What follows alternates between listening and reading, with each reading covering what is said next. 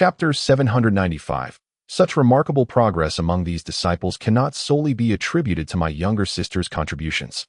The majority of their advancements are due to the residual elixirs bestowed by our master in the past. Those elixirs are now beyond our use. But they have certainly benefited your two disciples. However, the decision of senior brother Lingzi to accept a few disciples was made to ensure the legacy of the misty sea view flourishes. Why must you partake in this commotion as well? The woman in white spoke with a hint of disdain, casting a sharp glance at the man in blue, clearly unconvinced by his justifications. This cannot be blamed on me. It was Lingzi who deliberately provoked me, leading to this predicament, the man in blue replied with a frown. His expression somewhat comical, evoking a suppressed chuckle.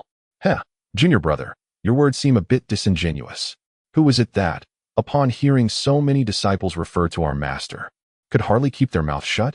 A light laugh echoed from behind another tree nearby, followed by a flash of spiritual light. A Taoist clad in yellow robes appeared mysteriously, observing the blue-robed man with amusement. The atmosphere among the three was light-hearted and harmonious. These three were none other than Lin Mo's three named disciples, Bai Guo'er, Lingzi, and Hmph. Though they had not seen each other for 3 centuries, their appearances had not changed in the slightest. However, their demeanor and aura were markedly different, clearly reflecting the myriad experiences and growth they had undergone over such a long passage of time. Standing together, Bai Guo'er, Hmph, and Lingzi each displayed their extraordinary cultivation levels.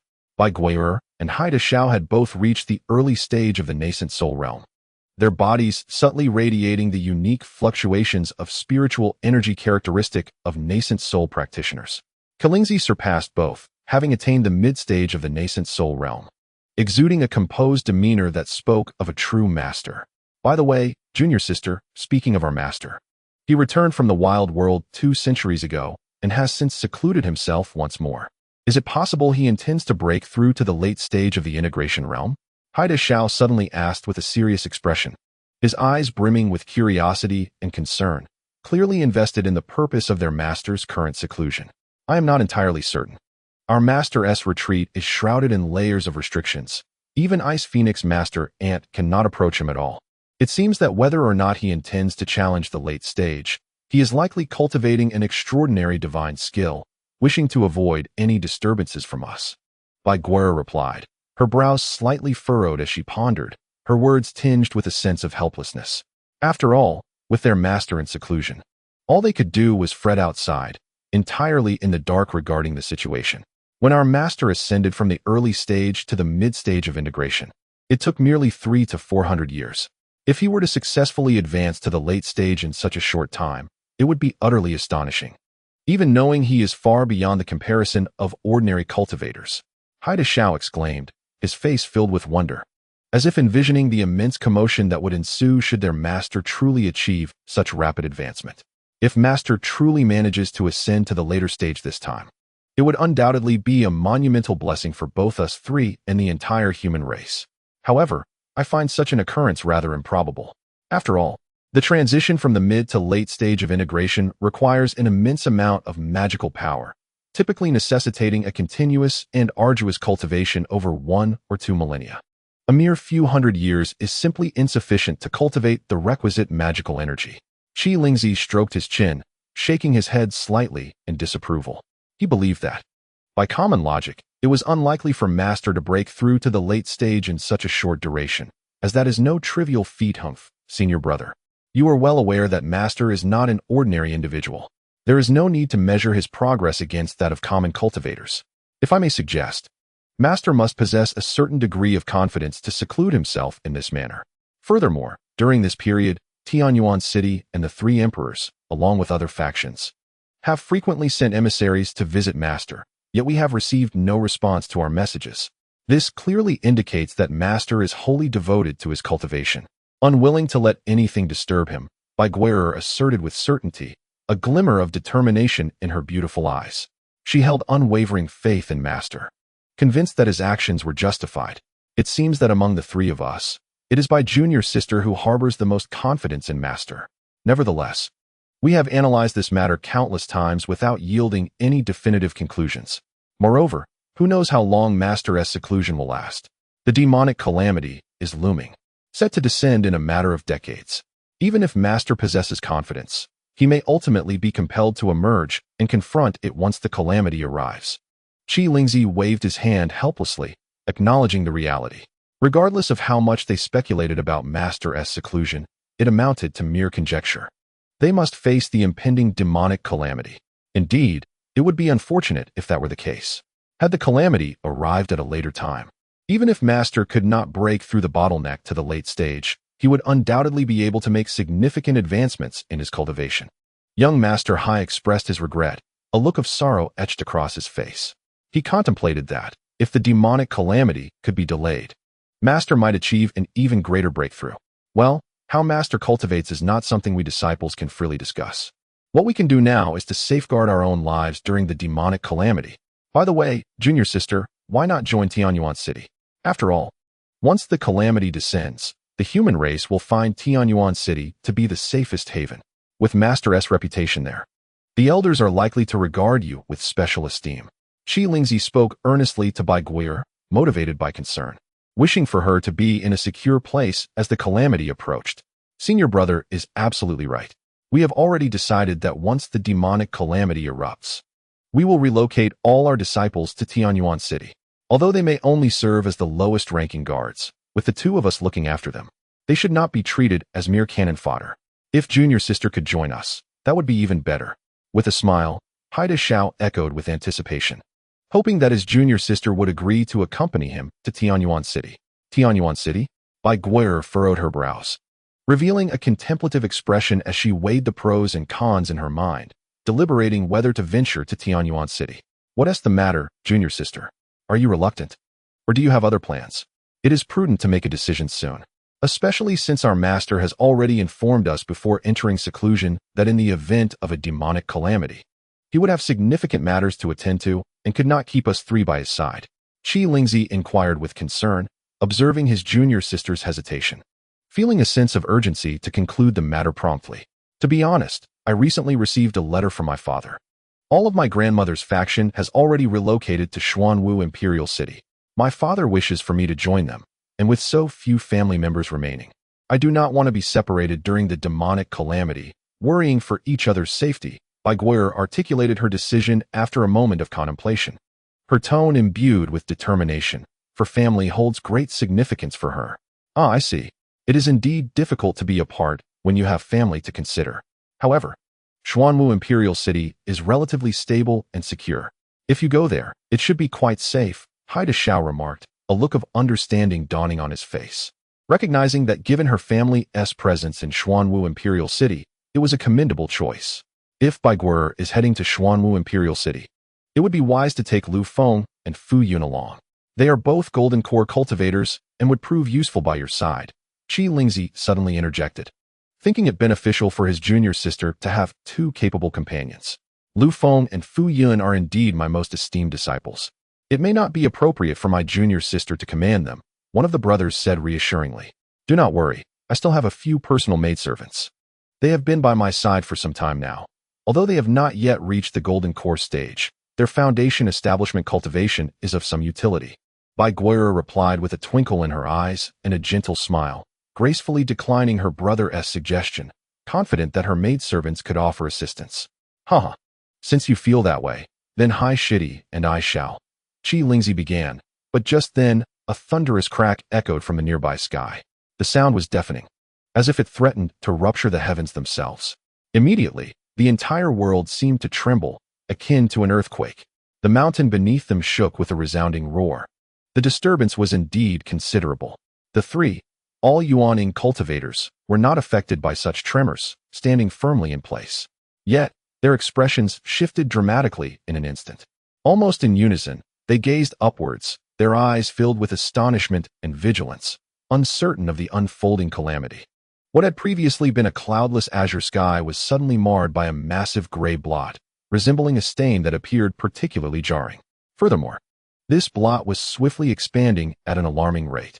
Simultaneously, a powerful spatial fluctuation emanated from the gray blot, dispersing in all directions as if some enigmatic force surged within.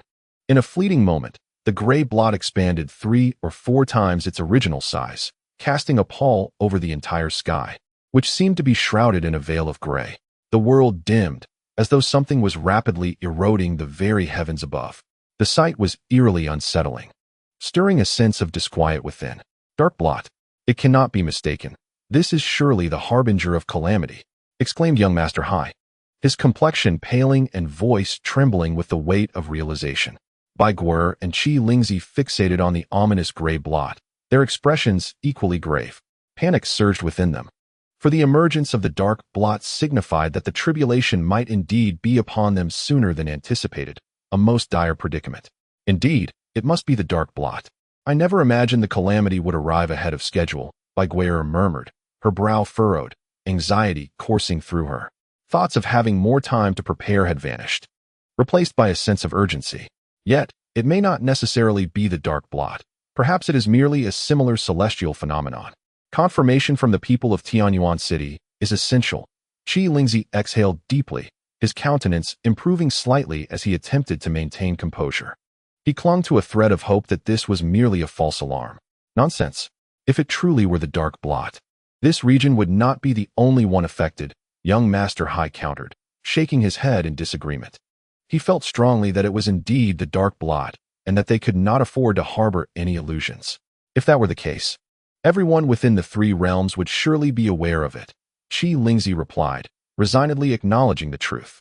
He understood that the appearance of a real dark blot would undoubtedly incite widespread panic throughout the spirit realm. Dear brothers, there is no need for excessive worry. The emergence of the dark blot merely indicates the initial stages of the demon realm's encroachment.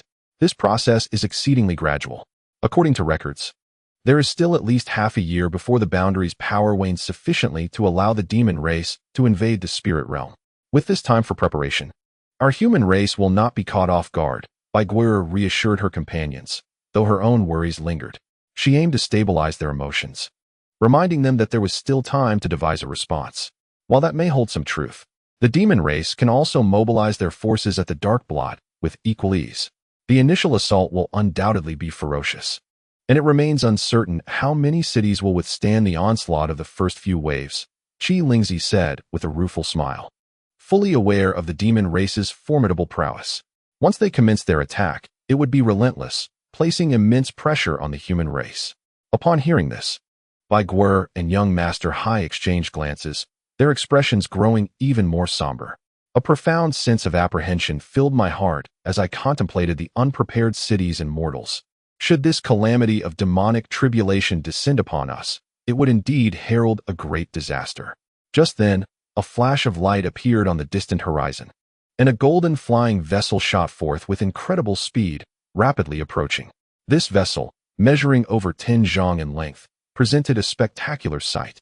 It was manned by a dozen or so guards clad in dark green armor, each bearing a grave expression, as if they were bracing for a formidable foe, clearly having sensed the unusual circumstances and come to investigate.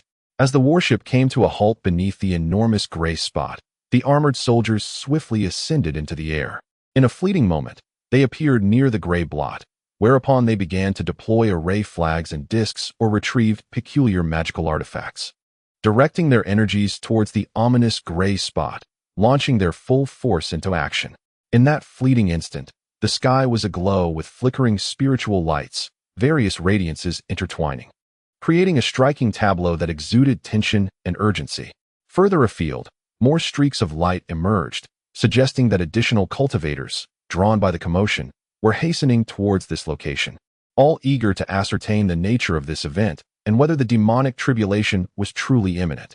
Let us depart. The patrol guards from Tianyuan City are arriving. We must return to our cave abode and inform our master of this matter, spoke Lingzi in a grave tone, sensing the necessity of relaying this information to their master for guidance. Bai Guo'er and the others readily agreed, nodding in affirmation, and promptly activated their escape lights. Soaring towards a distant mountain peak, 3 streaks of light cleaved through the vast sky, swiftly vanishing beyond the horizon, within a chamber suffused with a gentle white luminescence. The atmosphere was tranquil yet enigmatic. In the center stood a towering azure cauldron, austere and weighty, seemingly imbued with boundless mysterious power.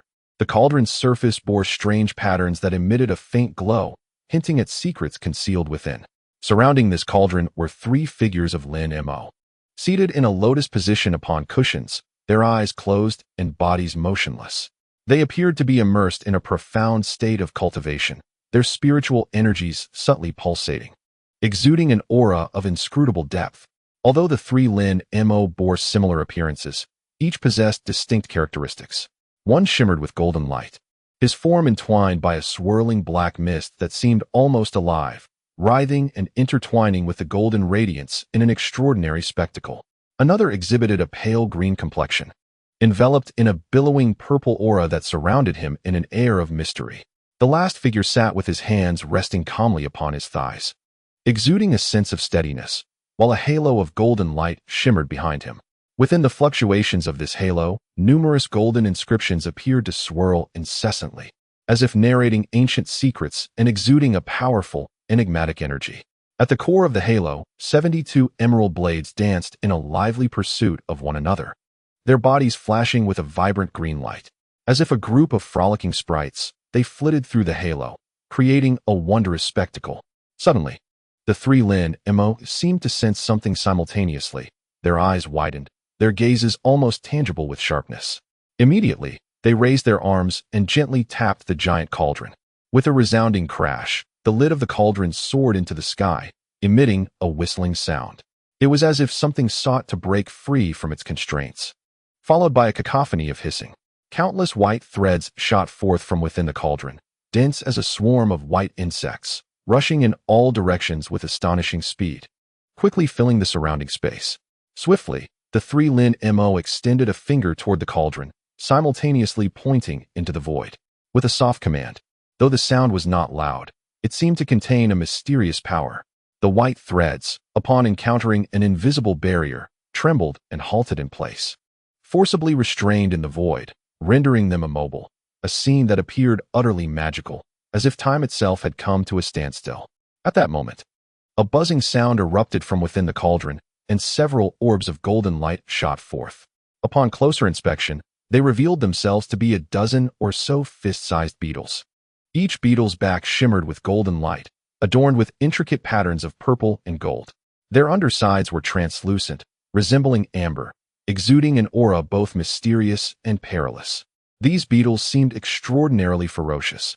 As soon as they emerged from the cauldron, they bared their fangs and lunged at their kin, as if intent on devouring them all. In an instant, a cacophony of cries erupted from the cauldron's opening, and a wave of menacing energy spread forth.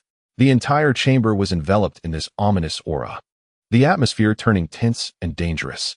Upon witnessing this scene, the three Lin Mo let out a powerful shout, their fingers glowing with energy as they unleashed a series of incantations directed at the spirit insects, attempting to restrain the rampaging beetles. A fierce struggle seemed poised to unfold within the confines of the chamber. The spirit insects, struck by the incantations, emitted mournful cries, forced apart from one another. Subsequently, the three Lin Mo chanted incantations, their hand gestures continuously shifting. The dozen purple-patterned beetles appeared to succumb to some binding force, their minds unwilling yet compelled. After a flurry of wing beats, they began to rush toward the previously expelled white threads, voraciously consuming them. The speed at which these beetles devoured was astonishing. The once dense mass of white threads was completely devoured in mere moments. At that juncture, the Lin Mo with skin of a pale green suddenly opened his mouth, spewing forth countless specks of silver light. Each speck was no larger than a grain of millet, yet upon entering the azure cauldron, they instantly transformed into dozens of palm-sized silver blossoms. The petals of these silver giant flowers shimmered with a gleaming luster, adorned with vivid crimson patterns, creating an eerie spectacle. Upon sighting these silver blooms, a dozen beetles emitted joyful sounds and eagerly descended upon them, devouring the flowers in an instant. However, with the disappearance of each silver bloom, another would silently materialize in its place. In the span of a meal, these beetles had consumed countless silver flowers, their bodies now pulsating with violet streaks, appearing to have grown larger than before. At that moment, Lin Mo, radiating a brilliant golden aura, abruptly opened his eyes. From his blood-red irises erupted swirling black flames, which, after a few flickers, transformed into a vast sea of black fire that engulfed the dozen ethereal beetles. In a bizarre turn of events, these ethereal insects gaped their mouths, continuously inhaling and exhaling the black flames. With each intake, the flames diminished, and before long, every last ember was consumed by the beetles, leaving not a trace behind. Then, Lingzi uttered a low command, and with a simultaneous flourish of his sleeves, 2 thunderous booms echoed forth, followed by a flash of golden light. 2 golden arcs, each as thick as a bowl, shot forth and swiftly morphed into golden thunder nets, descending upon the beetles below. A resounding explosion erupted. The nets transformed into countless delicate arcs of electricity, enveloping the beetles in a dazzling display of golden lightning. Upon closer inspection, one would notice that despite the relentless assault of the electric arcs, the violet patterns on the beetles flickered between brightness and dimness. Yet they extended their limbs, welcoming the onslaught of golden arcs with an expression of utter delight, emerging unscathed amidst the electric storm. Time passed, and when the golden lightning finally receded and vanished, Lingzi, crowned with a swirling golden halo, slowly opened his eyes. Concurrently, the 72 azure swords within the halo trembled slightly, transforming into a multitude of azure threads that shot forth toward the beetles. The sound of clashing resonated as these azure threads struck the beetles, akin to striking solid steel. Although the impact sent them flying, the brilliant azure light left no marks upon their bodies. Faced with such an onslaught, the ethereal beetles emitted piercing shrieks, their fury palpable. They spread their wings, their forms becoming indistinct, flitting above the colossal cauldron in a blur.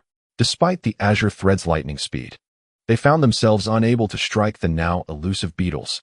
However, Lingzi, stationed at a distance, bore a grave expression as he formed a hand seal and gently flicked his fingers toward the azure threads cascading from the cauldron.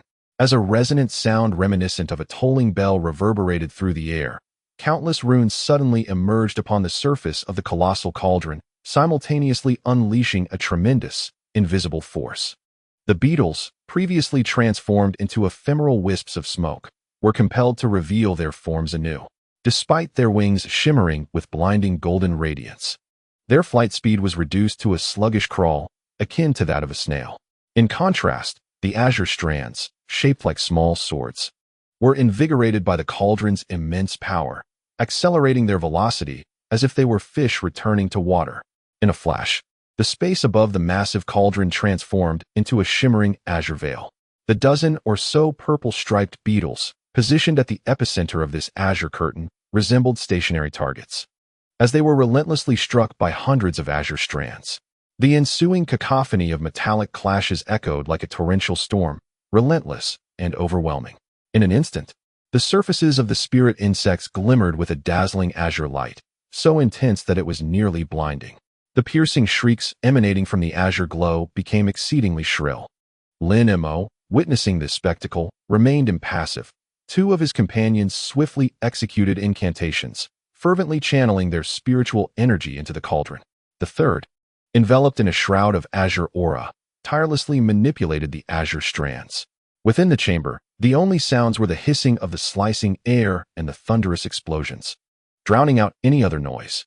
After an indeterminate duration, the Lingzi who unleashed the azure strands suddenly raised a finger, beckoning towards the distant void. Instantly, the azure strands halted, metamorphosing back into 72 azure small swords, which swiftly returned to him. The golden halo above his head, previously fluctuating erratically, spun fluidly and absorbed all the flying swords, rendering them invisible. In that moment, the halo itself erupted with a resounding crack, dissipating into nothingness. Simultaneously, the other 2 Lingzi altered their incantations, their bodies radiating spiritual light as they retracted their techniques. Above the cauldron, the purple-striped beetles, once submerged in azure light, re-emerged into view. Despite the prolonged onslaught of the azure strands, they exhibited no signs of fatigue, only a fierce indignation. Freed from the cauldron's restrictions, they unfurled their wings and surged toward the 3 Lingzi, each targeting a different individual. Freeze! The 3 Lingzi, undisturbed by the unfolding events, uttered a command. In that fleeting moment, upon hearing the incantation, the dozen spirit insects faltered mid-flight, their wings flailing as they struggled to maintain their balance. Almost simultaneously, the azure cauldron emitted a resonant hum, releasing a surge of white mist that enveloped the purple-striped beetles in a blink. Despite their reluctance, The spirit insects found themselves obediently drawn into the cauldron's depths by the force of the white mist. Upon witnessing this scene, Hmph, who had just released his flying sword, let out a gentle sigh, his expression finally relaxing. He murmured, "They have indeed become increasingly difficult to control." It seems the ancient texts were not mistaken. Once they reach this stage of growth, the previous methods of control are insufficient. It appears I must undertake the rite of attunement once more. However, having nurtured them to this extent, their powers are now nearly equivalent. Further attempts at devouring are proving exceedingly challenging, making the cultivation of a monarch bug seemingly impossible. After this self-reflection, Hmph furrowed his brow, momentarily lost in thought. Since departing from the realm of the underworld river, he had devoted himself to rigorous training while scavenging for rare materials encountered along his journey. Through the passage of over a century, he finally returned to the realm of humanity. Upon his return, he was acutely aware that the time before the impending calamity was dwindling. Consequently, he summoned his 3 disciples, offered them earnest counsel, and then set up formidable barriers before entering seclusion once more. This time, he had 2 objectives for his retreat. The first was to diligently cultivate, harnessing the power of the underworld river's milk to enhance his physical constitution. He aimed to reach the mid-stage of his magical prowess as swiftly as possible, attempting to break through to the late-stage bottleneck. The second objective was to utilize the newly acquired techniques for nurturing the monarch bug, attempting to cultivate the monarch of devouring gold. He pondered that if he could indeed bring forth the monarch bug before the calamity erupted, while he could not claim to sweep through the demonic race, at the very least, he would no longer face the peril of demise. Thus, despite the obvious concerns surrounding the ease with which the elder of the Mayfly clan imparted this technique to him, he resolved to proceed without hesitation. In the 100 years since his return to humanity, he had thoroughly contemplated the newly acquired nurturing techniques countless times. Merging his previous experiences with the knowledge gleaned from his unique gifts, he successfully formulated a method for cultivating the monarch bug. This method closely mirrored that of the Mayfly clan's secret arts, yet diverged in several key aspects. For instance, while the Mayfly clan's techniques prescribed feeding certain rare elixirs, which were seldom used due to their scarcity, Hmph, recognizing their efficacy, unhesitatingly administered these elixirs as if they were common resources, employing them frequently for the devouring gold swarm, thanks to the mysterious vial in his possession. Moreover, possessing the exorcising thunder, he boldly replaced several forms of lightning power mentioned in the Mayfly clan's techniques with this formidable force. Naturally, only time would reveal the efficacy of these modifications to the nurturing techniques. However, from Hmph's perspective, the efficiency had vastly surpassed that of the Mayfly clan's methods. As expected, within a mere 2 centuries, apart from retaining nearly 10,000 unmutated, primitive mature, devouring gold bugs for backup, Hmph had made significant strides. All other mutated devouring insects were gathered together and subjected to a unique method that stimulated them to engage in mutual consumption once more. In order to control these newly formidable devouring insects, which had significantly enhanced their abilities through this process, Hmph found himself compelled to pay a hefty price, acquiring the remarkable azure cauldron before him. Though this azure cauldron may seem insignificant in combat, after undergoing a meticulous refinement, it would greatly augment his capacity to command the devouring insects.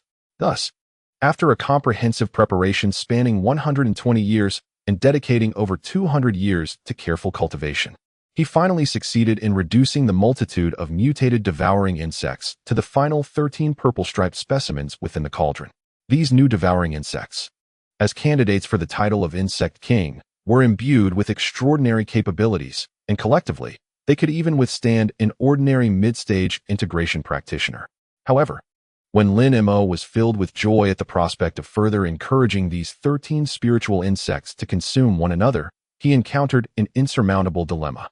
Despite employing various methods to stimulate them, their evenly matched strength rendered them incapable of overpowering one another.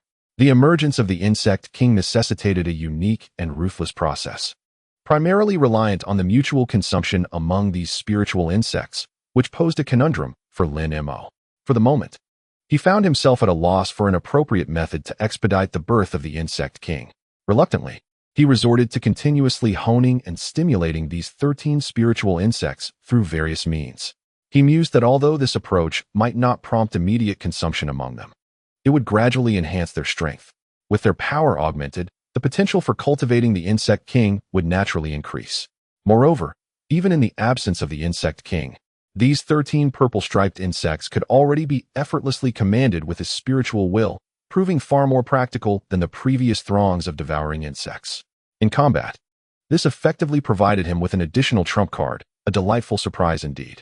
Over the span of these 200 years, Hmph had exerted considerable effort to elevate his own strength. He had depleted more than half of the Nether River spirit milk, which had wrought some profoundly mystical alterations to his physique, changes that were rather difficult to articulate. The most noticeable transformation was that his rate of converting the world's primal energy during cultivation had increased by at least 30% compared to before.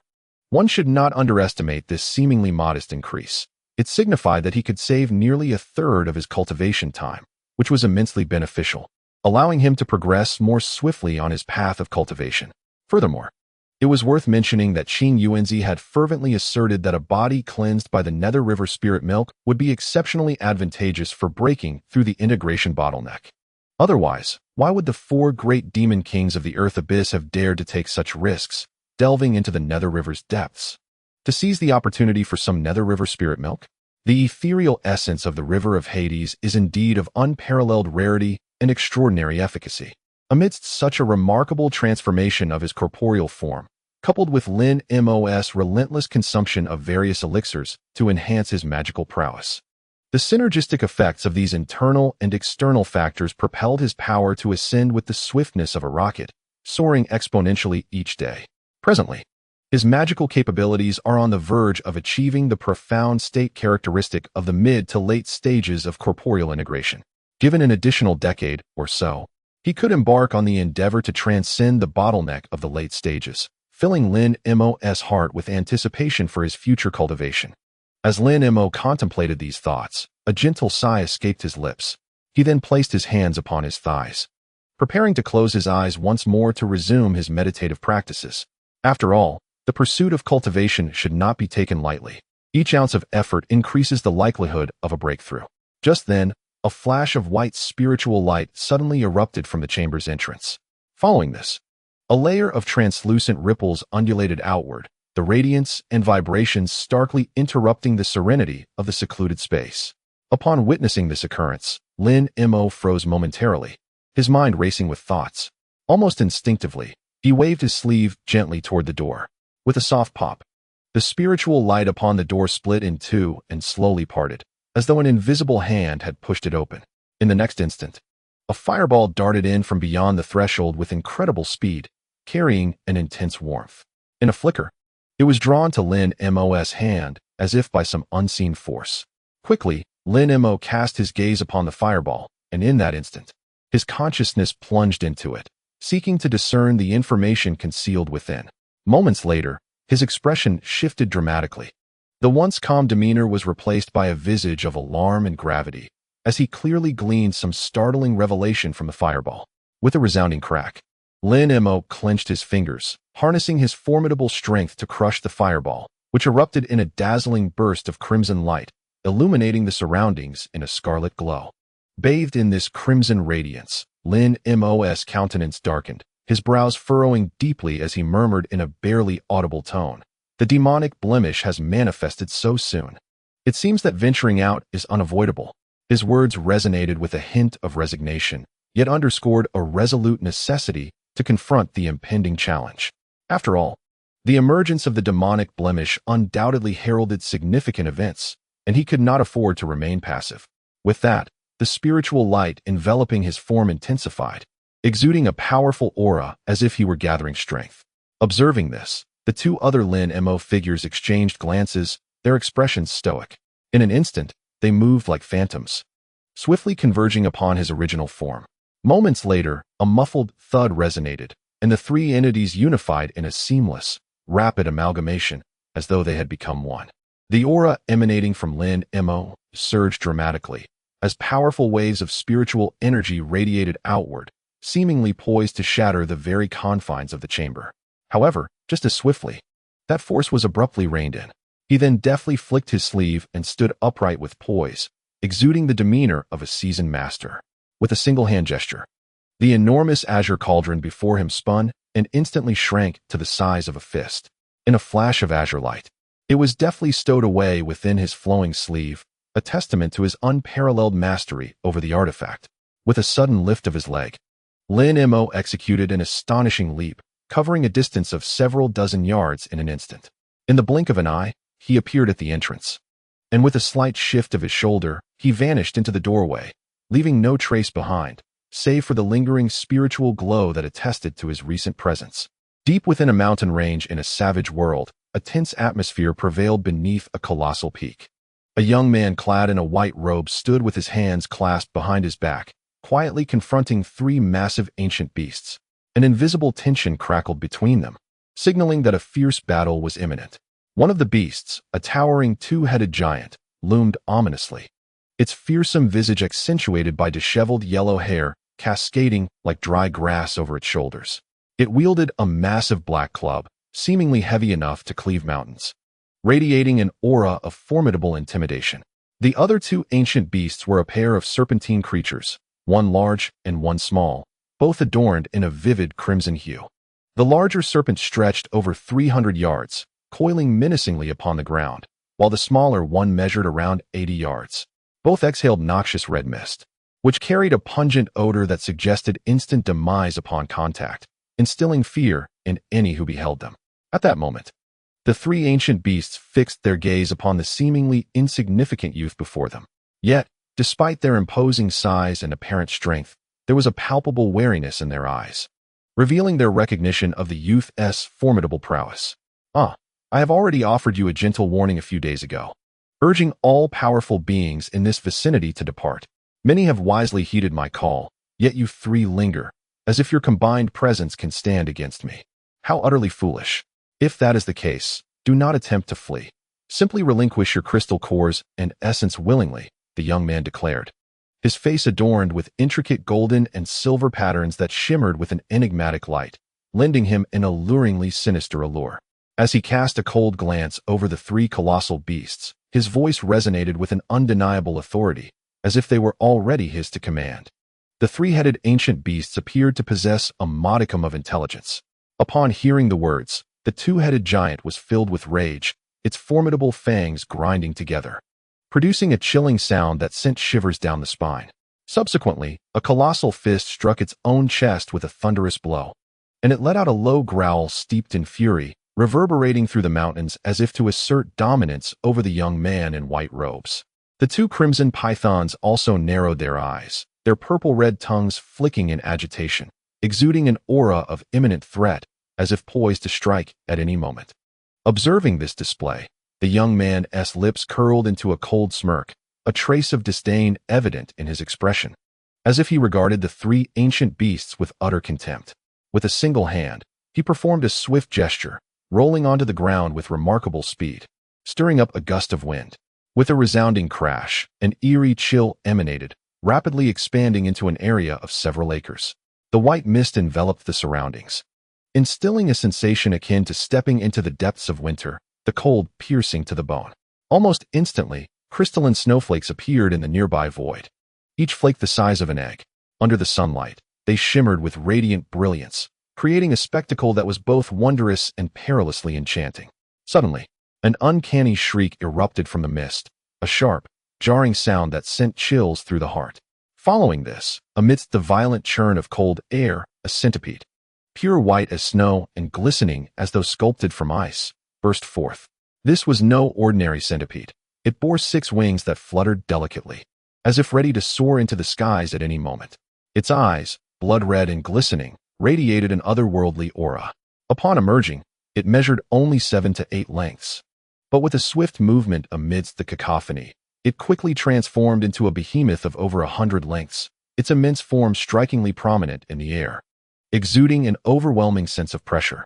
Without hesitation, it opened its gaping maw and unleashed a torrent of white, frosty flames that surged forth like a tidal wave, swiftly transforming into a vast sea of icy white, advancing menacingly towards the 3 ancient beasts as if intent on engulfing them completely. The trio of beasts was taken aback, clearly aware of the dreadfulness of this chill. In unison, They resorted to their respective abilities to counter the oncoming deluge of frost. The two-headed giant gripped its black staff tightly, then swung it vigorously towards the void before it, each powerful motion generating a resounding blast. After several such strikes, a tempest materialized, roaring with formidable strength as it rushed to confront the advancing chill, attempting to disperse the icy ocean.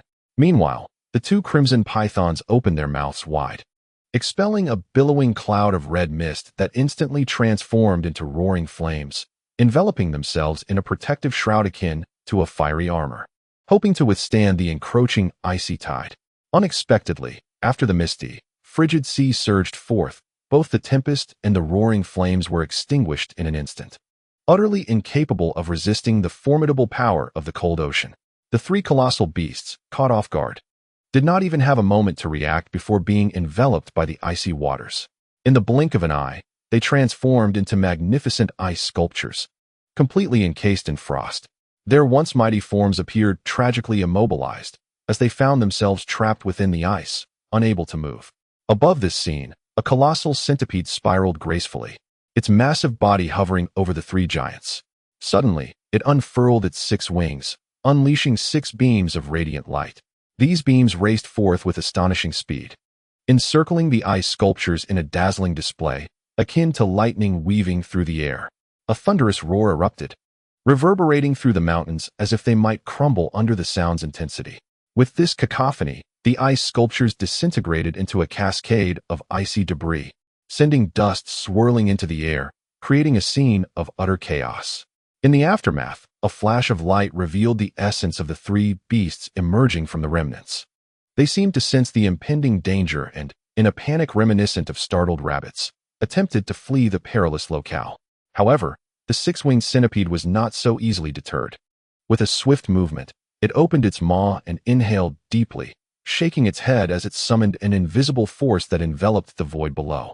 This powerful suction drew up the icy remnants and the 3 ethereal souls, all of which were swiftly consumed by the immense creature, vanishing within moments, a process so rapid that it left no time for reaction.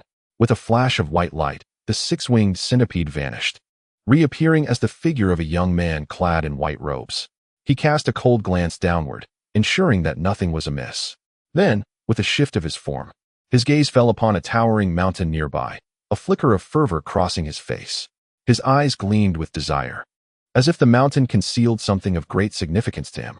In an instant, the young man transformed into a streak of white light, darting towards the towering peak with the swiftness of a shooting star. After a few swift movements, he disappeared into the mountain, leaving his intentions shrouded in mystery. Shortly thereafter, within a natural cavern deep beneath the mountain, the young man fixated on a rugged, purplish-red stone wall, his face alight with exhilaration.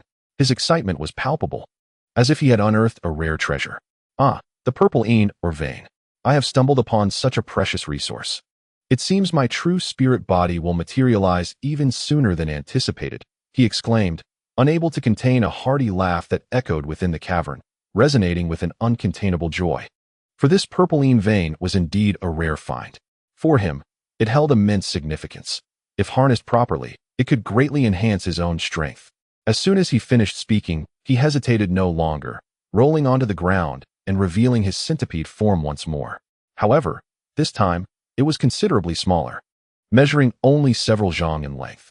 A radiant glow erupted from his mouth, shimmering with an extraordinary brilliance, engulfing the entire stone wall as if intending to devour it. Then, under the flickering luminosity, the purplish-red stone wall gradually began to erode, slowly revealing a dark, gaping hole, ominously black, as though leading into an abyss of infinite darkness, exuding an air of mystery that compelled one to venture closer. With a swift motion, the 6-winged centipede transformed into a streak of white light, vanishing into that chasm. Moments later, a series of thunderous roars erupted from within the cave, leaving one to ponder the enigmatic occurrences transpiring inside, further igniting curiosity about the secrets concealed within that cavern. In a secluded chamber of the deep-sea palace, the atmosphere felt profoundly mysterious and tense, dominated by a colossal cocoon enveloped in countless strands of crimson. Suddenly, it began to writhe incessantly, its movements peculiar, as if something within was struggling to break free. Subsequently, the surface of the cocoon erupted with myriad blood-red runes, pulsating with a strange luminescence, as though a mysterious power surged within. In an astonishing display, the cocoon expanded at an incredible speed, filling the vast chamber in the blink of an eye. The entire space was consumed by the burgeoning cocoon, rendering it exceedingly cramped, suffocating in its density. Then, a shadowy figure within the cocoon stirred slightly. Though the motion was faint, it seemed to disrupt a delicate balance. Instantly, the cocoon swelled and contracted before erupting violently, the sound reverberating with earth-shattering intensity. It felt as if the entire palace trembled in response, a deafening clamor echoing throughout the chamber, prompting one to instinctively cover their ears. In the void of the chamber, a naked youth sat cross-legged, emerging abruptly. He floated there in serene stillness, seemingly merging with the emptiness around him. His face was like polished jade, exceptionally handsome, akin to a masterpiece sculpted from the finest stone, devoid of any blemish, captivating the eye with its brilliance. His body bore a magnificent golden lotus emblem on either side, each intricately detailed and several feet in size. The golden glow radiated from his form, imbued with an aura that was both mysterious and sacred. Yet, gazing upon it induced a sense of dizziness, as if the lotus had some peculiar enchantment. The naked youth's eyes were tightly shut, his expression tranquil, as he hovered in the void. As if immersed in a profound state of cultivation, the young man remained oblivious to the world around him, exuding an enigmatic aura. For the duration of a meal, a faint golden radiance flickered across his skin, causing the engraved golden lotus pattern to come alive, twisting and shimmering as if imbued with vitality. This spectacle was peculiar, compelling onlookers to widen their eyes in anticipation of what might unfold next. Gradually, the young man opened his eyes, revealing a striking clarity, where black and white were distinctly separated, yet the depths of his pupils sparkled with an extraordinary brilliance, concealing a mysterious power that rendered his gaze inscrutable and deep. With a soft pop, two flames ignited in his eyes, one golden, the other silver, dancing and flickering in tandem with the movement of his head, reminiscent of playful sprites, emanating an aura both mystifying and perilous. This sight instilled a chill in the hearts of observers, further piquing their curiosity regarding the young man's origins and capabilities. Suddenly, his gaze fixated on an object in the corner of the secret chamber, a peculiar expression overtaking his features. His eyes reflected a complex tapestry of surprise and perplexity, as if the object possessed some extraordinary quality that captivated his full attention. The item was a crystal ball, resting upon a low jade table, no larger than a fist, its surface shimmering with a gentle ethereal light. This luminescence projected a vivid image, akin to a miniature projector, compelling one to lean closer to discern the scene contained within. Inside the crystal, a silvery lotus pod floated with lifelike precision, exquisitely detailed, each lotus seed distinctly visible. It seemed to harbor some mysterious power, inciting a sense of intrigue regarding its purpose and origins. The handsome young man's eyes sparkled with the flickering flames of gold and silver, suggesting a reservoir of formidable and enigmatic strength. Concurrently, a chilling aura began to emanate from him, an icy presence that seemed to freeze the surrounding air, instilling a sense of dread. Suddenly, he formed a hand gesture, and with a soft hiss, a layer of golden spiritual flame erupted from within him, radiating with a dazzling brilliance. This flame swirled and transformed into an exquisitely ornate golden robe, adorned with peculiar patterns that glimmered softly, enveloping his form. The robe enhanced his noble appearance while cloaking him in an aura of unfathomable mystery. Next, the young man gestured towards the crystal ball, and with a gentle sweep of his arm, an invisible force surged forth. In an instant, the crystal ball was swiftly drawn towards him with a whoosh. With astonishing speed, akin to a fleeting streak of light, it vanished into his body in an enigmatic flash, as though absorbed into some mysterious realm. The entire process was executed with such precision that one could not help but marvel at his extraordinary technique. How audacious to seize a treasure that once nearly led to my downfall in the celestial realm. Regardless of your identity, I, the celestial envoy, shall pursue you to the ends of the earth to obliterate your existence. Yet, having undergone a rebirth of my ethereal form, I can no longer linger in this place. The young man lifted his gaze, murmuring a few incantations, his words seemingly filled with unbridled fury, imbued with a profound hatred and resolute determination. It was as if he bore a grudge that could never be reconciled, yet his countenance betrayed not a single emotion. He maintained an expressionless facade, rendering him exceptionally enigmatic, leaving others unable to fathom his thoughts, and further enhancing his inscrutable aura. In the next moment, he rubbed his hands together, and as golden light flickered, he raised his arms skyward. A sphere of golden radiance materialized, initially no larger than a fist, resembling a diminutive orb of light, emanating a gentle glow from his grasp. However, after a few flickers, it swelled rapidly, akin to a balloon being inflated. In the blink of an eye, it transformed into a colossal entity, casting the surrounding space in a resplendent golden hue. With a resounding hum, the chamber was filled with a deafening roar, as if the very walls would shatter under its might, echoing in the confined space and instilling a sense of unease. Moments later, within the depths of the ocean, the mysterious palace emitted several muffled sounds, followed by a surge of golden beams erupting forth. These beams, resembling golden blades, shot out in all directions, their brilliance threatening to pierce and obliterate anything in their path, exuding immense destructive power. Then came a series of thunderous booms, as more golden light surged forth, akin to a tidal wave, engulfing the entire palace in an instant. The structure trembled violently under the onslaught of such overwhelming force. Walls and pillars crumbled, dust billowed, and debris scattered, creating a scene of utter chaos. In a heartbeat, the once magnificent palace was reduced to mere ruins, no longer existing. As the golden light receded, all that remained of the palace's location was an empty expanse of debris. The youth in golden robes remained expressionless, standing as if he had not moved a single step throughout the ordeal, exuding a calm demeanor. It was as if the tumult surrounding him bore no relevance. Or perhaps it was all within his grasp, deepening the aura of mystery and power that enveloped him. After a brief interval, a beam of golden light shot forth from the ocean's depths, spiraling above the surface before locking onto its target and propelling itself in a determined direction. With remarkable speed, it vanished beyond the horizon, leaving only a shimmering trail of golden light in its wake. The presence of a recent visitor lingers in the air. Behold the direction of the retreating light. It leads to the wind elemental continent. One wonders what purpose this young man has in venturing forth to that realm. Within the Wood Clan's territory on the wind elemental continent, the atmosphere is palpably tense. A barefoot maiden clad in a flowing white dress gracefully hovers above a towering verdant tree, her delicate figure and fluttering garments evoking the image of a celestial being descended from the heavens.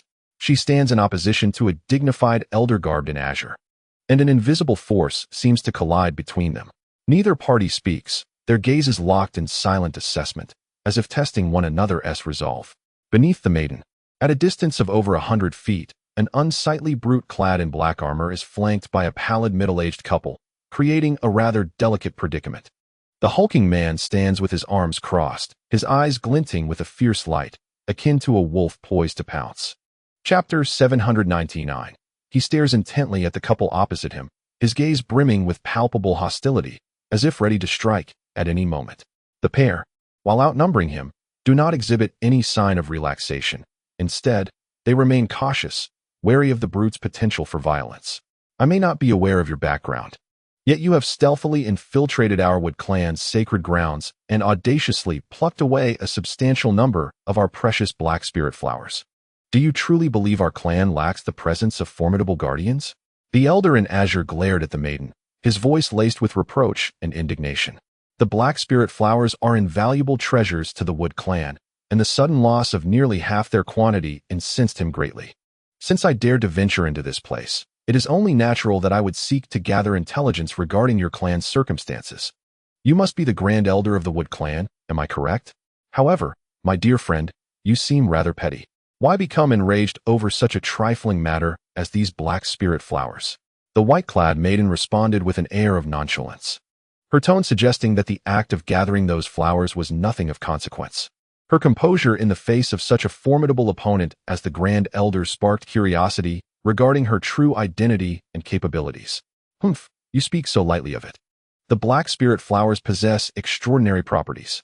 Even our clan's revered black spirit tree produces merely 100 blooms every millennium. You have taken nearly half in one fell swoop. Do you not intend to provide an explanation? The elder's countenance darkened, his anger palpable. The black spirit flowers are hard-won, holding significant value for the Wood clan, and the thought of their substantial loss at the hands of this woman was intolerable. Yet, wary of her evident strength, he refrained from immediate action, opting instead to seek an explanation through dialogue. The Grand Elder had been diligently cultivating in a nearby secluded area until now.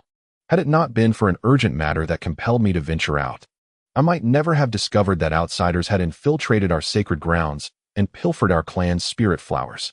The thought of it now fills me with profound regret. Despite his mounting frustration as he and his companions blocked the target's path, the woman before him possessed an inscrutable mastery of magic. Even he, a being of significant cultivation, felt a sense of trepidation and thus refrained from engaging her immediately, choosing instead to maintain a standoff, hoping to resolve the matter through discourse. Explanation? What explanation? I have merely taken half of the black spirit flowers, showing restraint.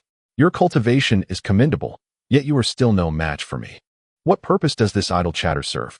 The woman in white, her eyes shimmering, uttered words that incensed the elder in blue robes, demonstrating an audacity that was indeed striking. She made her disdain for the elder abundantly clear, exuding an air of confidence, as if she wielded absolute power to overwhelm him. Very well. Since you regard our Mu clan with such disregard, I shall have no choice but to test your abilities. Should you truly prove stronger than I will immediately command my entire clan to refrain from acting against you and allow your departure. The elder, seething with fury yet laughing, was undeniably provoked by the woman's demeanor. He resolved to cease further verbal exchange and instead let his strength speak, intending to demonstrate that the Mu clan was not to be trifled with. Simultaneously, he contemplated the possibility of overcoming her, which would allow him to reclaim the black spirit flowers. Even in defeat, according to their agreement, he would be obliged to let her go, a circumstance he viewed as regrettable. If you are not my equal, any other member of the Mu clan who dares to challenge me shall only be courting death. But do you truly wish to engage here? The woman in the white dress glanced at the towering trees below, and suddenly, with a charming smile, she spoke. Her smile was as enchanting as a blooming garden, captivating enough to momentarily distract even the elder of the Mu clan. Fortunately, he quickly regained his composure, his expression darkening as he retorted, "The magnitude of our conflict is such that it cannot transpire within our sacred grounds. Since you claim to possess remarkable powers, accompany me." No sooner had he finished speaking than the elder in blue robes dramatically flicked his sleeve towards the sky. With a sweeping motion of his arm, a column of azure light, thick as a bowl, erupted forth, radiating an aura of enigmatic power. With a slight shift, it transformed into a colossal sword. Over 100 feet in length, a sight of breathtaking grandeur. The sword glimmered with a cerulean sheen, seemingly imbued with boundless spiritual energy. A mere flick of the blade, slashing through the air, produced a howling sound as if it sought to cleave the very fabric of reality. Following a resounding crash, where the sword struck, a brilliant flash of white light erupted, dispersing an astonishing wave of energy. In an instant, a rift, measuring several dozen feet in length, materialized in the air, revealing a faint yellowish glow emanating from within. As if leading to an enigmatic, unknown realm, the esteemed elder of the Wood clan, with a single strike, forcefully tore open a spatial rift in the void, showcasing his profound cultivation and formidable strength. Subsequently, the elder swiftly entered the rift, his movement remarkably rapid, seemingly unperturbed by the dangers lurking within. It was evident that he possessed unwavering confidence in his own capabilities. Upon witnessing this, the woman in the white dress curled the corners of her mouth into a subtle smile, which carried a hint of disdain. She turned her gaze downward and calmly instructed the imposing figure clad in black armor, "Remain here for a while. I shall return shortly." "Yes, my lord," replied the man, his fierce countenance transforming into one of utmost reverence before her. He bowed deeply, displaying profound respect, as if her command were an imperial edict he dared not defy. With that, the woman lightly tapped her delicate foot against the void. Instantly, a resplendent pink blossom emerged beneath her, its vibrant petals exuding a gentle radiance. The flower gracefully lifted her, allowing her to float into the spatial rift, creating a scene of exquisite beauty. It resembled a celestial maiden stepping into a fairyland, imbued with an air of mystery and elegance. Moments later, the rift erupted with the thunderous roar of winds and lightning, as if a fierce tempest raged within. The cacophony of explosive sounds and thunderous booms intertwined, creating a deafening symphony. Blinding light surged forth from the rift, dazzling to the eyes. It seemed as though the very heavens were collapsing, prompting concern for the woman's safety and an increasing curiosity about the events transpiring within. The middle-aged couple from the Wood clan exchanged glances, their expressions shifting to one of alarm, worry etched in their eyes. They pondered whether the two within were engaged in a fierce battle, uncertain of the outcome. If the elder were to suffer any mishap, it would spell trouble indeed. Meanwhile, the grotesque man regarded the couple with a fierce glare, devoid of any concern.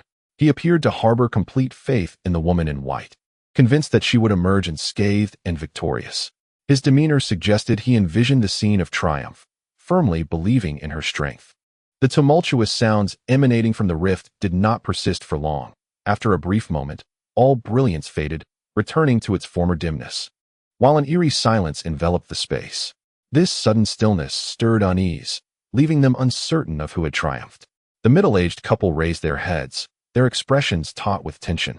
As they held their breath, fixated on the rift, their hearts racing with anxiety. In contrast, the black-armored man maintained his composure, observing the two with a cold smile. His gaze seemed to mock their unnecessary concerns, as he maintained an air of calm assurance, standing there in silence. Moments later, a flicker of azure light erupted from the spatial rift, and a figure emerged, revealing the elderly man clad in green robes. On the surface, this esteemed elder of the Wood clan appeared unscathed. However, a closer inspection revealed that his complexion was notably paler than before, indicating that the confrontation had drained a considerable amount of his spiritual energy. Once he steadied himself, he cast a glance back at the rift, and a hint of trepidation flickered in his eyes, suggesting that he had suffered significant setbacks in his encounter with the woman, thereby deepening his wariness of her formidable prowess. At that moment, the woman in the white dress gracefully stepped out from the rift, her demeanor composed and nearly indistinguishable from when she had entered. She exuded an elegance and beauty that seemed untouched by the fierce battle she had just endured, her relaxed demeanor further amplifying the awe surrounding her abilities. Observing this, the middle-aged couple from the Wood clan felt a sinking sensation in their hearts, realizing that it was now impossible to detain the two. They would have to comply with the elder's previous instructions. "Friend, may I take my leave now?" The woman in white inquired gently of the elder, her tone, though questioning, carried an undeniable air of certainty, as if she were already aware of the affirmative answer. "Mu Jun, Mu Jiao, relay the order. No member of the Wood clan shall lay a hand on these two. They are to depart our territory unimpeded," the elder of the Wood clan commanded, his expression as dark as stormy waters. Though he was reluctant, he ultimately gritted his teeth and acquiesced, recognizing his inability to contend with them. He resolved to remember this debt, vowing to reclaim his honor when the opportunity arose. "Elder, those black spirit flowers are vital to our clan." At this remark, the Wood clan man, in a fit of urgency, attempted to voice his concerns. The significance of the black spirit flowers to their clan was immense, and he was loath to let them simply be taken away. "Silence! Do you dare question my words?" The elder in green, with furrowed brows, sharply rebuked him, his displeasure palpable. He was already in a foul mood, unwilling to entertain any dissent regarding his decisions, and the authoritative aura he projected silenced the man instantly. "Understood. I shall obey, without hesitation." The young man, startled, immediately bowed in submission, refraining from any further defiance. Aware of the elder's volatile temperament, he knew better than to provoke him. Then relay the message without delay," the elder grunted, his tone still laced with irritation. Without further hesitation, the middle-aged man swiftly conjured a stack of shimmering azure talismans, their enigmatic aura emanating a faint blue light. With a few deft gestures, he sent the talismans soaring into the nearby void, transforming into a stream of azure brilliance. With remarkable speed, they vanished into the nearby void, leaving no trace behind. He was conveying the Grand Elder's commands to the others in the Wood clan through talismans, ensuring that everyone was aware of the situation and would not obstruct the departure of the two individuals.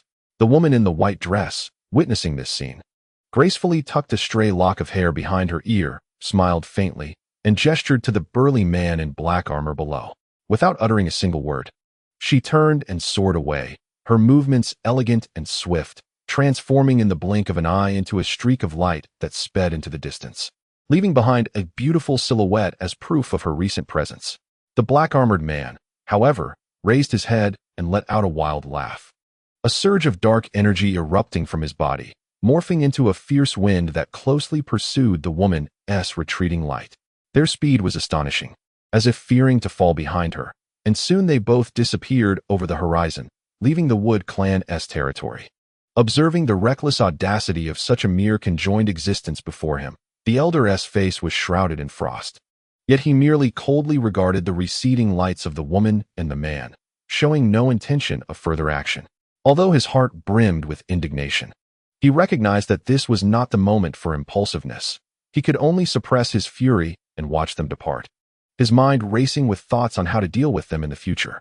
Mu Jiao, your cultivation of the Azure Spirit's insight is truly extraordinary. Can you discern anything from these two? The elder suddenly inquired, pondering whether Mu Jiao's remarkable ability could unveil some of their secrets for future planning. I'm afraid I have disappointed the Grand Elder, Mu Jiao replied, her voice tinged with helplessness. Though I employed my insight to the fullest, I could not uncover much.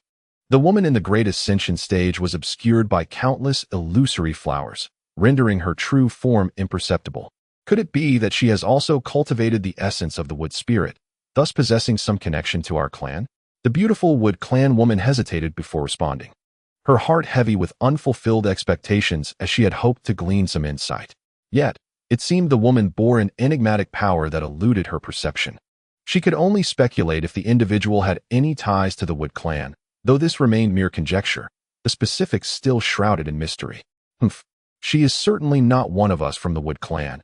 It is likely a matter of her cultivation techniques, the elder sighed softly. Nonetheless, this woman wields formidable abilities, appearing near our clan just as the demonic tribulation is about to erupt. Whether this is a blessing or a curse remains uncertain. He felt a growing unease about her presence, sensing that it might not be as simple as it appeared, especially at such a critical juncture. For now, there was no choice but to take one step at a time, his heart heavy with worry and resignation. What course of action will the handsome youth take next? What significance does the crystal ball hold for him? What is the nature of the process in which the spirit insects devour one another? Since the Grand Elder has spoken, it must undoubtedly be correct. As for the burly man, I could faintly perceive a vague silhouette of a dragon within him, along with an exceptionally pure essence of demonic energy coursing through his being. Could he possibly have any connection to the true demon clan? The woman from the Wood Clan spoke respectfully, her gaze revealing a hint of doubt and caution. After all, the signs emanating from that man were quite unusual, prompting her to speculate whether he might be associated with the true demon clan. Thus, she posed her query to the Grand Elder, eager to hear his perspective. A dragon and demonic energy. Surely they have no ties to the demon clan. Presently, in the spirit realm, countless clans utilize demonic energy for cultivation. Furthermore, if his true form were indeed that of a dragon, the possibility dwindled even further. The Dragon Clan and the true Demon Clan are sworn enemies. Upon encountering one another, only one side would emerge alive. The elder in the green robe pondered momentarily before gradually shaking his head in denial, his brow slightly furrowed as though he were deeply contemplating the matter. Based on his knowledge and experience, he deemed it improbable that the burly man had any connection to the Demon Clan, articulating his analysis with a tone of conviction that inspired confidence in the reliability of his judgment. Despite the Wood Clan Grand Elder's extensive knowledge, he could never fathom that the black-armored giant was, in fact, a descendant of the malevolent dragon that had been extinct in the spirit realm for countless years. Thus, his assessment was profoundly erroneous, yet he remained blissfully unaware of this fact, mistakenly believing his analysis to be correct and, in reality, straying far from the truth. Meanwhile, in the skies far away, the ugly giant respectfully inquired of the woman in white, "Holy Ancestor, since this black spirit flower is beneficial to you, why not take them all? What is the purpose of leaving half?" That Wood Clan Elder was merely an initial stage Great Ascension being. How could he possibly pose a threat to the Holy Ancestor? After all, even among all the Holy Ancestors in the sacred realm, her prowess could rank within the top 5. The ugly giant wore a puzzled expression, utterly unable to comprehend why the woman in white would choose such a course of action.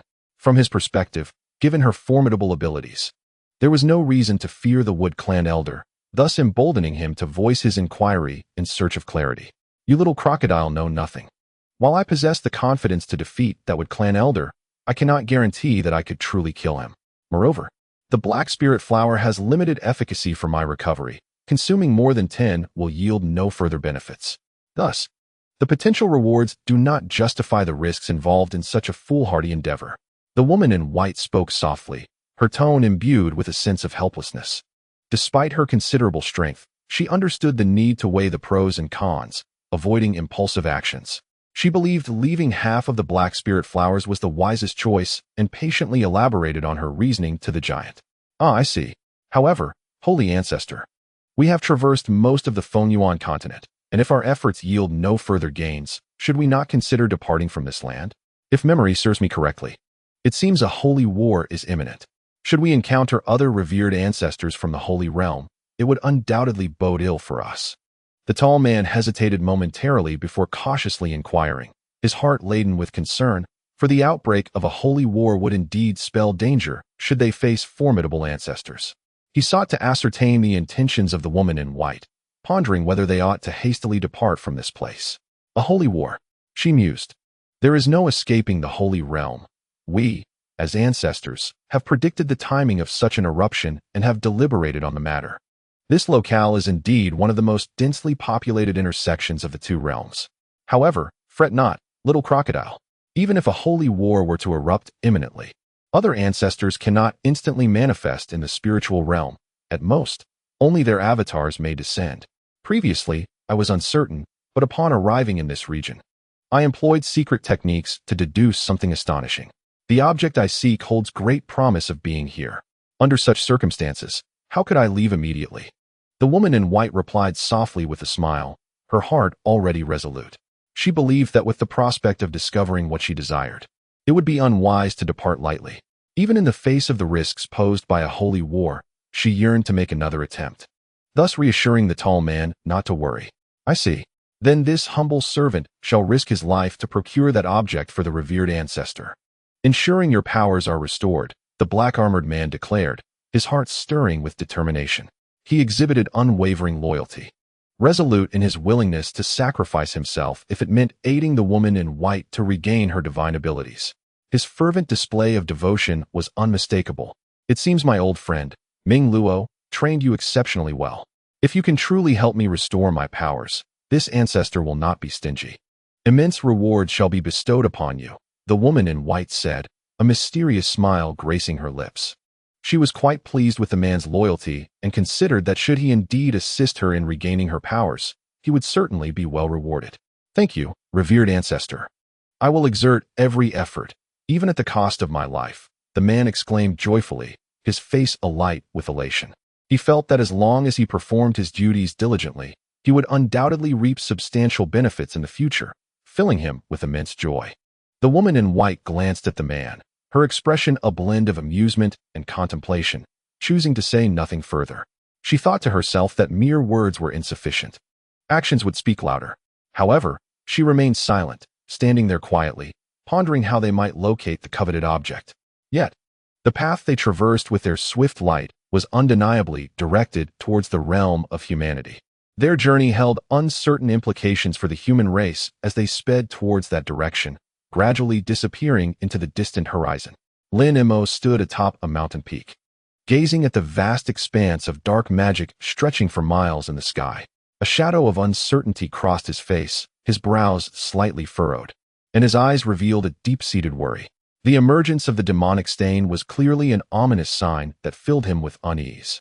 A few paces behind him, Bai Guo'er and two other disciples stood respectfully, their hands clasped and their expressions obedient, awaiting their master's command. They remained silent, appearing both docile and attentive. Return, Hmph commanded with an air of finality after taking a deep breath. He had already made a judgment in his mind, convinced that the demonic tribulation was unavoidable and that preparations were urgently needed. Thus, he decided to take his disciples back with him for further deliberation. Yes, master. The three disciples responded in unison, without any hesitation. They were wholly obedient to Hmpho's words, preparing to follow him back without question. With a flick of his sleeve, a brilliant azure light erupted forth, radiating a soft glow that enveloped the four of them. In an instant, they transformed into a streak of light, shooting back toward the location of their cave residence. The speed was remarkable, and in the blink of an eye, they vanished, leaving only a whistling sound echoing in the air. Half an hour later, Lingzi sat in the main seat of the cave's grand hall. Beside him was a striking young woman adorned in silver fur, Bing Feng, who had been under his protection for many years as she cultivated her skills. At this moment, Bing Feng had not only restored her magical powers, but had also subtly entered the late stage of transformation. Her rapid advancement to this realm was evidently a testament to Lin Mo's substantial support through medicinal elixirs. Seated at Bing Feng's side were Bai Guo'er Haidashao and Qi Lingzi, all of whom sat upright, patiently awaiting Lin Mo's words. The atmosphere in the grand hall was notably solemn, as everyone understood the gravity of the impending demonic tribulation, which weighed heavily on their hearts. Lin, with the demonic stain so close to our cave, it is clear that this is no longer a safe place for cultivation. What are your thoughts on our next steps? Should we consider relocating the cave immediately? Bing Feng inquired softly, a hint of concern etched upon her brow. She felt anxious, realizing that remaining here was perilous with the demonic stain looming nearby. Thus, she sought Lin Mo's plans for their future cultivation. This period over the past few centuries had been the most satisfying of her cultivation journey. She had not only been free from worries regarding her safety, but had also been provided with an unending supply of elixirs to enhance her skills. She had grown quite fond of this stable cultivation life, but now, faced with the imminent eruption of the demonic tribulation, she found herself at a loss for how to respond. Indeed, we must relocate the cave, Hmph affirmed. However, there is no need to move to another distant place. We shall transfer it directly to Tianyuan City. After all, once the demonic tribulation erupts, nearly all remote areas will become exceedingly dangerous. Even if we do not venture to the city of Tianyuan, we must inevitably find ourselves in the realm of the three sovereigns. Lin Mo's gaze flickered momentarily before he spoke with deliberation, for he had already contemplated the matter thoroughly. He believed that the city of Tianyuan would offer a comparatively safer refuge, thus proposing that they relocate there to evade the impending calamity of the demon invasion. Does Brother Lin intend to join the Elder Council of Tianyuan City? Hmph inquired, her expression one of astonishment. She surmised from Lin Mo's suggestion that he might be considering membership in the council, prompting her to seek clarification. Not at all. In the future, it will only be you few who reside in Tianyuan City. My plan is to first assist in repelling the initial waves of the demonic assault before finding a secluded location, one that the demons cannot easily discover. To continue my cultivation, Lingzi replied, shaking his head. He had his own intentions, wishing to first aid Tianyuan City against the demon onslaught, and subsequently seek a secure place to pursue his training. After all, he aspired to transcend the bottleneck of the late integration stage and could not afford to be hindered by the demon's affairs. Is that so? Does Brother Lin possess such intentions? Hmph blinked in suspicion, yet soon appeared to comprehend. She seemed to deduce Lin Mo's aspirations, recognizing that he was intent on furthering his cultivation, hence his plan. Indeed, given another decade, I shall be poised to attempt breaking through the bottleneck of the late integration stage.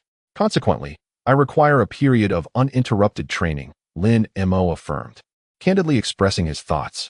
He felt that his cultivation had reached a pivotal juncture, and with a little more time dedicated to his practice, he might indeed surmount the threshold, which was of utmost importance to him. Very well, considering the circumstances, this course of action is undoubtedly wise. As for assisting my fellow cultivator in overcoming the bottleneck of the late integration stage, it was an agreement we had established. I am ever at your service, Brother Lin. Hmph responded softly, her cheeks tinged with a faint blush. She recalled their prior agreement to aid him in his endeavors, and naturally, she would honor that commitment, her demeanor betraying a hint of shyness. Since Fairy Feng has no objections, I urge the three of you to promptly relay orders to all disciples to prepare for departure and tidy up the cave abode. We shall leave this place in 3 days. As for Guo'er, since she is reluctant to go to Tianyuan City, once the disciples are settled, you shall proceed to Xuanwu City. With the Xuanwu overlord and the ancient turtle presiding there, it is also a remarkably secure haven. Lingzi instructed decisively to the 3 disciples, aware that time was of the essence and that delays were unacceptable. Yes, Master. Thank you, Master. The 3 disciples responded in unison, bowing respectfully. They understood that their master's arrangements were for the greater good, and thus had no objections, preparing to act upon his directives. Thus, 3 days later, several colossal vessels, each measuring over 30 zhang in length, thunderously emerged from the mountainside. The sound was deafening, and the colossal ships appeared remarkably grand. One after another, they ascended slowly, emanating a faint ethereal glow, as if carrying the hopes of the multitude. At the forefront of one of these great vessels stood a young man clad in a green robe, his demeanor exceedingly tranquil. It seemed as if no external force could perturb his mind. He simply stood there in serene repose. Gazing into the distance, lost in contemplation, he exuded an air of composure and detachment that inexplicably instilled a sense of reassurance in those who beheld him. On the other ships, hundreds of men and women of various ages stood densely packed together. Some bore expressions of anxiety, apprehensive about departing from the familiar and confronting the unknown perils ahead. Others appeared immensely excited, anticipating the adventure that awaited them in new lands. Each person wore a different expression, yet all stood upon the great vessels, awaiting their departure. In a brief moment, the surfaces of several ships radiated brilliantly, transforming into massive orbs of light that shot forth into the sky. The brilliance was dazzling, and the speed was astonishing, disappearing in the blink of an eye beyond the horizon. Only trails of light lingered momentarily in the air before gradually dissipating, as if they had never existed, sailing towards the distant Tianyuan City. Simultaneously, in a hilly region far removed from Lin Mo's abode, another throng of thousands of mortal cultivators was boarding colossal flying ships. The scene was both lively and somewhat chaotic, as people jostled and pushed, anxious not to be left behind. The cacophony of voices melded into a singular uproar reminiscent of a bustling marketplace. Various shouts and conversations intertwined, creating a din that resonated in the ears of all present. Among the throng on one of the vessels, a dozen individuals at the transformation stage surrounded a young woman clad in palace attire, indicating her elevated status. The crowd gravitated towards her, seemingly rallying around her leadership. This young woman, in her early 20s, possessed a beauty that captivated all who gazed upon her. Yet, observing the tumultuous scene before her, she slightly furrowed her brows. Clearly displeased with the disorder, she appeared to be contemplating how to facilitate an orderly boarding process, but found herself at a loss, merely frowning as she watched. Master Xueling, must our family truly seek refuge with the Holy Emperor? I fear that the Xuanwu Imperial City may offer greater security. An elder in the void refinement stage hesitantly inquired. He felt that the Xuanwu City, with its formidable guardian beast akin to a true spirit, might provide a safer haven. Thus, he courageously voiced his concerns, seeking the palace-attired woman's perspective, knowing that this matter bore significant implications for the safety of the Su family. What? Do you doubt my judgment? The palace-clad woman turned sharply, her voice cold as she directed her gaze at the elder, annoyance flickering in her eyes. She felt irked by his questioning of her decision, her emotions swirling within her. The tone was somewhat harsh, imbued with an air of inquiry that tightened the hearts of those who heard it. I dare not. My dear great-nephew harbors no such intention, the elder hastily clarified. Noticing the anger of the regal lady, fearful of her ire, he quickly explained that he merely wished to offer a suggestion and had no intention of questioning her. He appeared quite anxious, lest the lady in royal attire should hold it against him. Humph, what do you know? She retorted. While the strength of Xuanwu City, bolstered by the emperor and that ancient turtle, undoubtedly surpasses that of Tianyuan City, I possess certain connections with the current Tianyuan sacred emperor.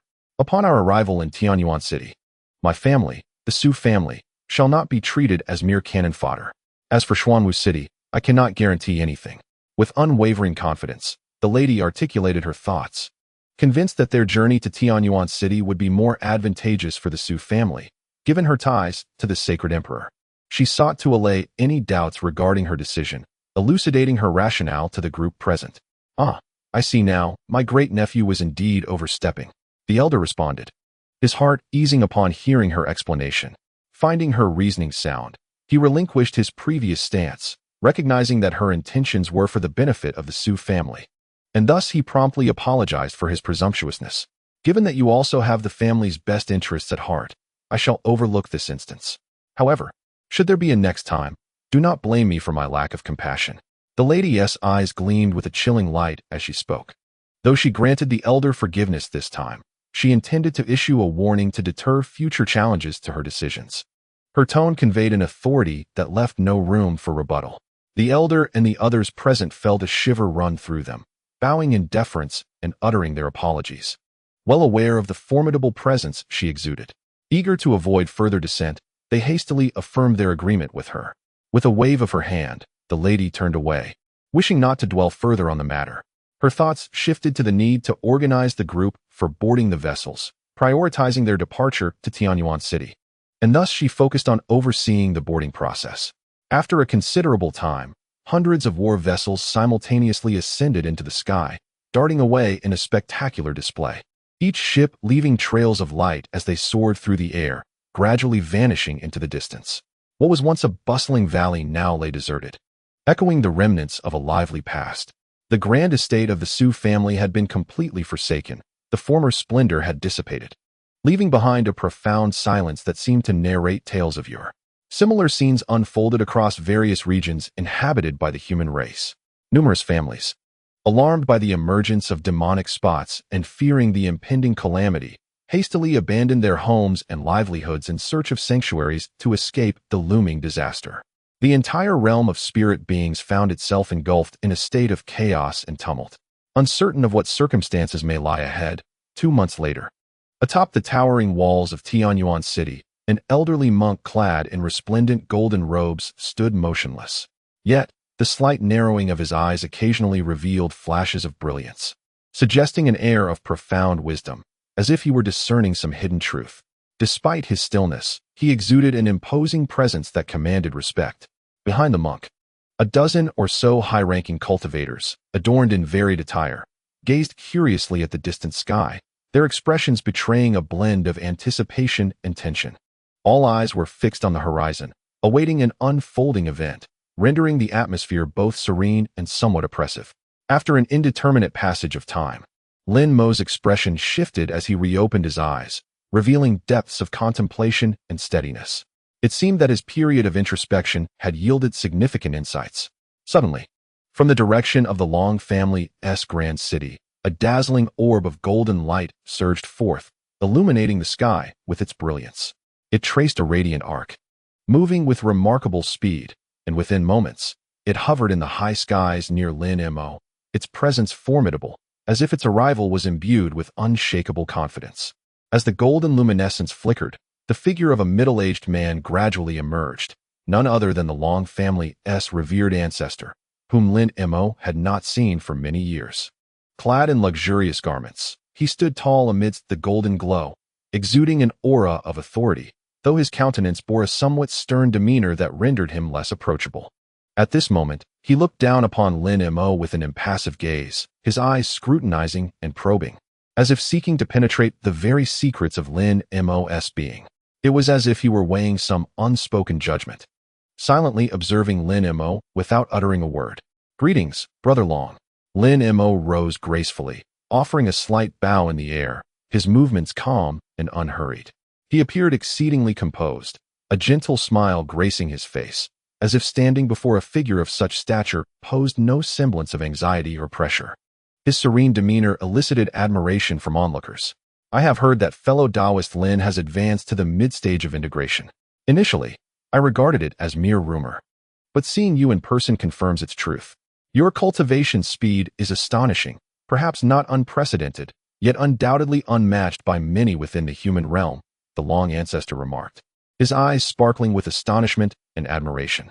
Clearly, he was taken aback by Lin-Mo's rapid progression, coupled with a curiosity to uncover the fortuitous circumstances or cultivation methods that had enabled such swift advancement. "Brother Long, you flatter me. However, I surmise that our meeting today is not merely to discuss my cultivation speed," Lin-Mo replied, his tone measured and self-aware. "The ancestor of the Long family has come this time, undoubtedly not merely to indulge in self-praise. It is clear that there are ulterior motives or matters to discuss. Hence he chooses not to linger on this topic, but rather to directly address the crux of the issue. However, this is not the case. Yet, it seems unnecessary for me to inquire further, as Brother Lin has evidently progressed to the mid-stage realm and has likely resolved to partake in the journey to the demon realm." A flicker of a smile passed across the lips of the Long family ancestor, revealing a hint of intrigue. It appears he has already surmised Lin-Mo's intentions. and that twitch of his mouth seems to unconsciously betray an emotion. The peculiar expression that lingers on his face makes it difficult to discern his true thoughts at this moment. Indeed, I have made the decision to participate in this journey. However, that is not the primary matter at hand. Rather, I wish to engage in a transaction with Brother Long, Lin calmly stated, his arms crossed, exuding an air of tranquility. Yet, his words carried a weight of seriousness, indicating that his purpose in visiting the ancestor of the Long family is primarily to discuss a transaction, with the journey to the demon realm merely a side note. Curiosity arises about the nature of this transaction. What transaction? The Long family ancestor was momentarily taken aback, intrigued by the unexpected proposal from Hmph. He had not anticipated that Hmph would suddenly express a desire to trade. Thus, he paused slightly, then became interested in discovering what Hmph intended to exchange. His gaze now held a hint of inquisitiveness. I have heard that the Long family can use the blood of the true dragon as the primary ingredient to concoct a pill known as the Dragon Spirit Pill, which is quite beneficial for us combined body cultivators seeking to break through our bottlenecks. Furthermore, it appears your esteemed family has also replicated the legendary sky-piercing vessel. Hmph did not provide a direct response, but rather posed a couple of questions in return, his eyes flashing. He first brought up these two rare items known to him about the Long family.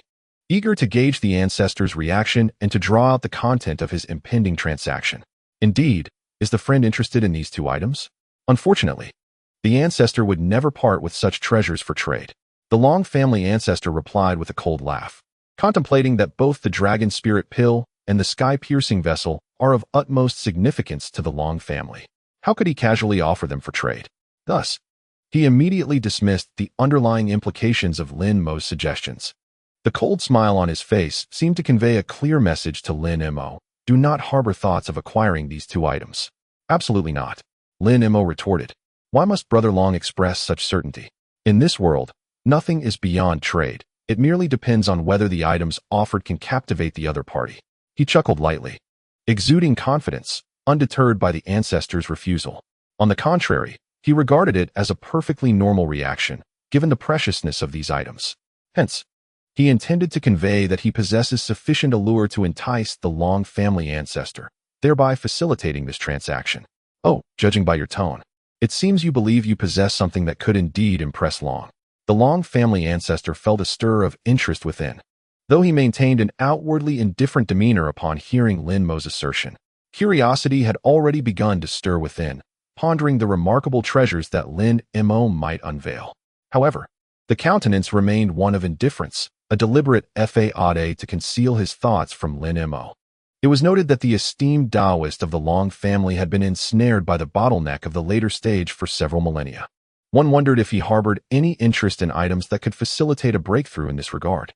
Hmph chuckled softly, his laughter imbued with an air of mystery, as though he possessed a trump card, poised to captivate the interest of the Long family's ancestor regarding his proposed transaction. Chapter 802. The elixir for breaking through the later stage. You truly possess such a treasure? The Long family ancestor inquired, though he quickly added, yet, it depends on the nature of this elixir. If it bears only the slightest efficacy, it would be of little use to me. Initially taken aback, the ancestor's heart raced at the thought of overcoming the bottleneck that had long occupied his mind. Upon hearing Hmph's words, his eyes widened, though he swiftly regained his composure. A fleeting thought crossed his mind. He must ascertain the quality of the elixir first. If it fell short of expectations, he could not afford to commit lightly to Hmp's proposal. Prudence was paramount. Let us first examine this item, he suggested. Hmph responded with an easy smile. Sweeping his sleeve, and a jade vial, no larger than a thumb, soared forth, darting towards the Long family ancestor. The vial shimmered under the sunlight, exuding a gentle radiance. Tracing a graceful arc through the air, neither hurried nor sluggish, as it approached the elder. What remarkable elixir could possibly reside within? The Long family ancestor narrowed his eyes, extending a hand with a delicate gesture, effortlessly drawing the vial towards him. The motion appeared almost casual, revealing his profound cultivation and exceptional control over spiritual energy. He murmured softly, then directed his consciousness into the vial. The expression on his face shifted subtly, as though he had unearthed something extraordinary. Yet, disbelief lingered as he hastily uncorked the vial, bringing its opening to his nose. He inhaled deeply, the urgency of his actions betraying his eagerness to uncover the contents that might aid him in surpassing his limitations. River of the Underworld's essence? No, it seems rather different. Its potency appears more pronounced than the rumored spiritual milk, reminiscent perhaps of the celestial liquid of Tai Ching, yet the color diverges significantly. The once impassive visage of the Long family ancestor now radiated joy, excitement flickering in his eyes as he realized the vial contained something extraordinary. Though uncertain of its exact nature, he sensed its potential utility, which elicited his elation. How do you find it?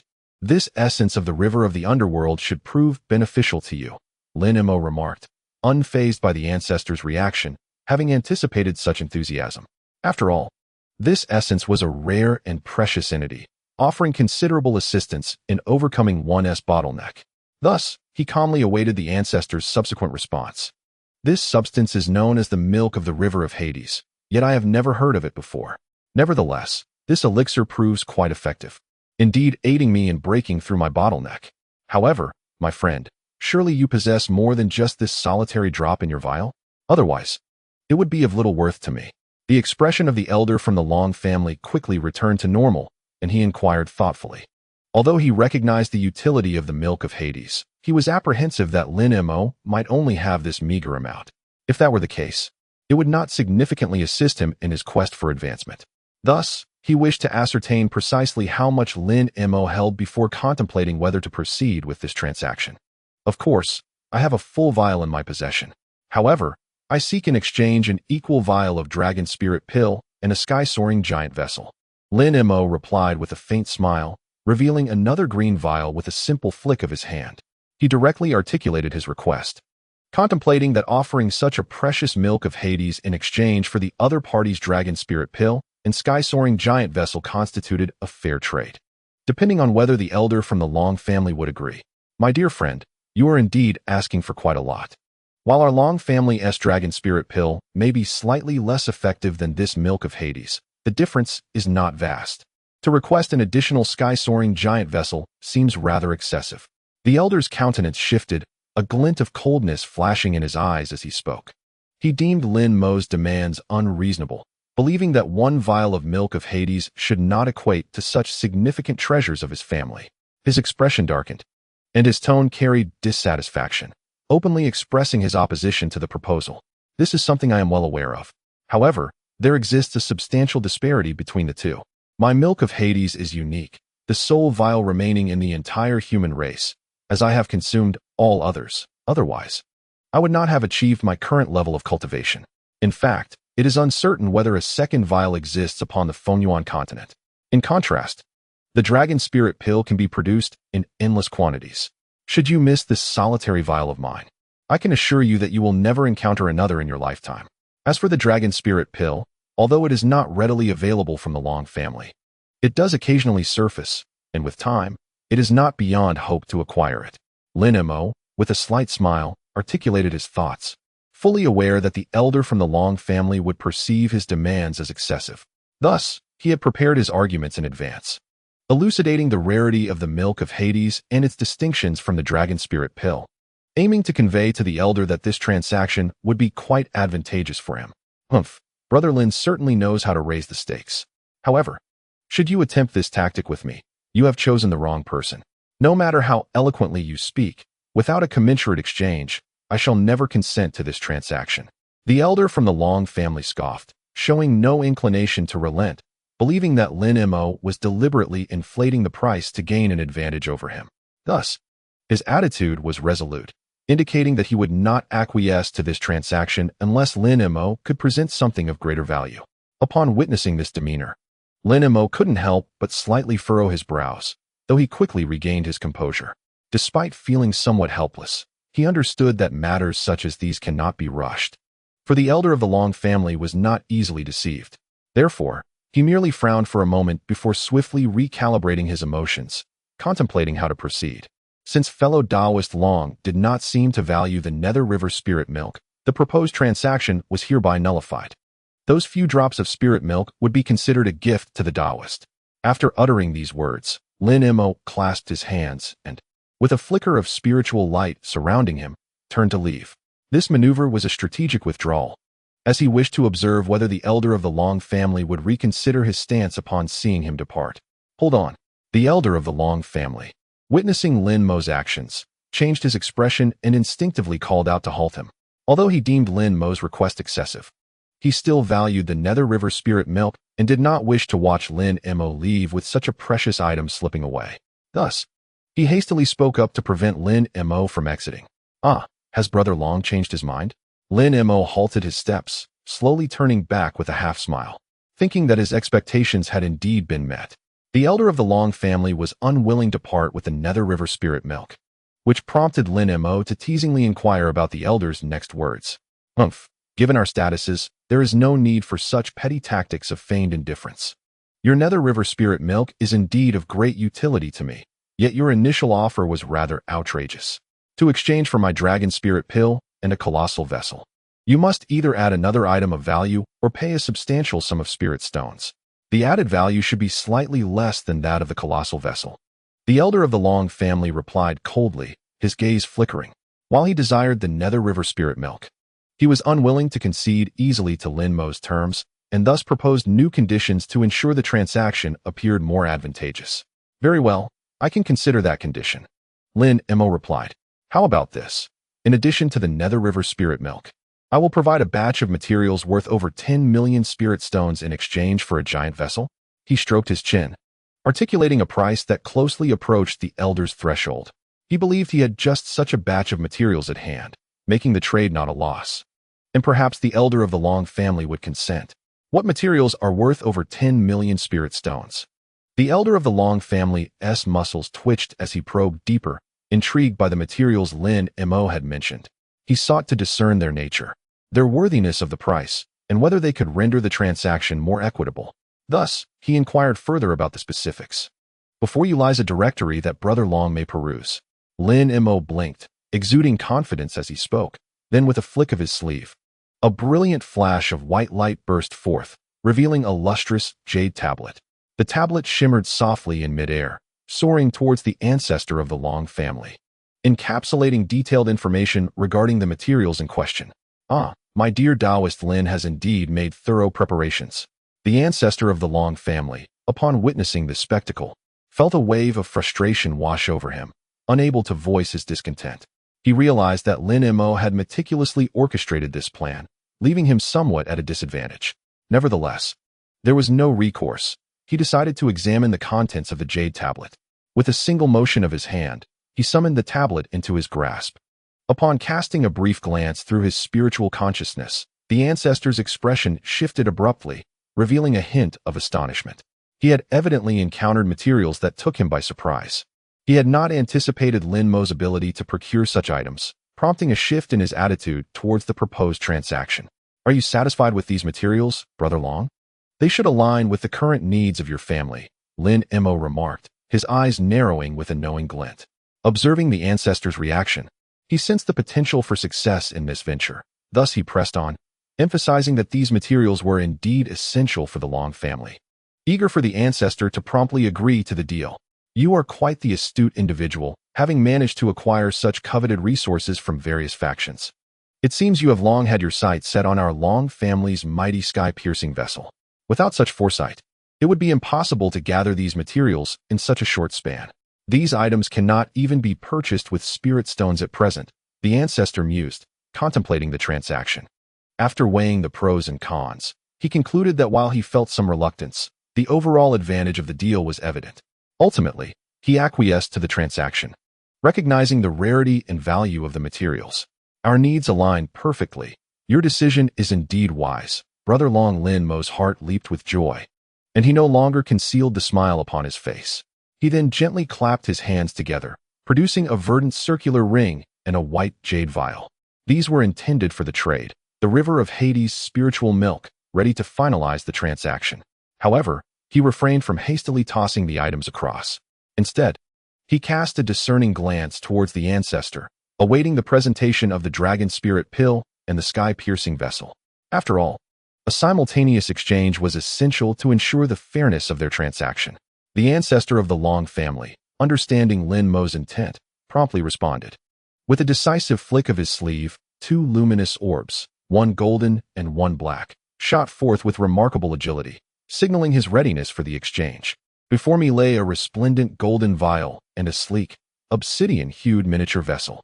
The golden bottle, while unremarkable save for its surface adorned with leaf-like engravings, elicited little intrigue. However, the diminutive vessel, measuring merely a few inches in length, was exquisitely crafted, akin to a finely chiseled work of art. This vessel, not only cloaked in a profound black sheen, was a 3-masted sailboat. Its cabin boasted an astonishing 5 tiers, and the hull was inscribed with an intricate array of mystical symbols, imperceptible to the naked eye. Each array, vibrant and colorful, hinted at extraordinary power, evoking awe at the vessel's potential in battle or during swift travel.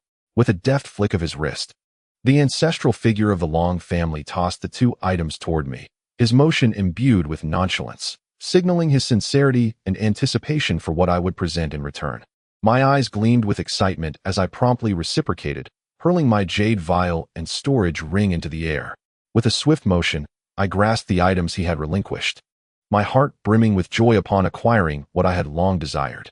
Upon uncorking the vial and casting a cursory glance over the crimson elixir within, I could not suppress my satisfaction. I mused that possessing this renowned concoction of the human race would undoubtedly enhance my chances of breaking through the bottleneck of my cultivation, providing substantial aid in my pursuit of mastery. The more I reflected, the more I felt the transaction was indeed worthwhile. As my gaze shifted back to the miniature black vessel, I contemplated its true capabilities. This was the famed sky-piercing vessel, and it appeared nothing short of extraordinary. However, its specific powers remained to be discovered. I tossed the small craft into the air and, with a single finger, beckoned it to respond. I was eager to ascertain the vessel's functionalities, for it was my first encounter with such an artifact. Then, the tranquility was shattered by a resounding roar, akin to thunder rumbling from the heavens. Amidst the swirling darkness, a colossal warship emerged, expanding rapidly before my eyes, an awe-inspiring sight. Initially, it measured merely dozens of feet. Impressive, yet not overwhelming. Yet, in the blink of an eye, it transformed, as if enchanted by a mystical spell, swelling to the size of a mountain. Its immense form loomed majestically, resembling a titanic peak gracing the earth, imposing in its grandeur. 3 ebony masts rose like towering pillars, reaching skyward with an elevation that pierced the clouds. Suspended from each mast were dark sails, subtly etched with the menacing visages of fearsome creatures. The visage of the monstrous entity was vividly lifelike, as if it were poised to burst forth from the sails at any moment, wreaking havoc. A formidable aura of malevolence surged skyward, suffusing the surrounding space with a palpable atmosphere of menace. What was even more striking was the colossal scale to which the vessel had been magnified. At the centers of various magical formations on the surface of the immense ship, luminous energies flickered, revealing an array of diverse artifacts. Some of these artifacts took on a spherical shape, smooth and polished, their surfaces inscribed with an intricate tapestry of complex runes, densely packed, as if harboring incomprehensible power. Others manifested in cylindrical forms, varying in thickness, equally adorned with dizzying runes. Regardless of their shapes, it was evident that these were devices designed for uncomplicated activation, solely aimed at unleashing formidable might. They hovered silently upon the surface of the great vessel, exuding a perilous aura, as if they could unleash cataclysmic force at any moment. However, to activate such a multitude of devices would likely require the concerted effort of hundreds of cultivators, illustrating the extraordinary nature of this great ship and the considerable challenge of harnessing its full potential. Yet, in comparison to these artifacts, the 3 semi-transparent, multicolored crystal pillars towering atop the cabin were the most captivating. These pillars, as thick as water tanks, conveyed a sense of solidity and weightiness.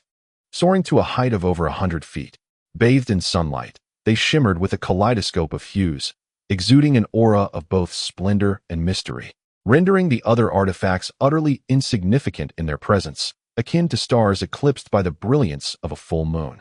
As Lin-Mo intently studied this monumental warship, the elder of the Long family completed his examination of the spirit milk and storage bracelet in his possession. His cautious gaze swept over the spirit milk and bracelet, and upon confirming their authenticity, he stowed them away.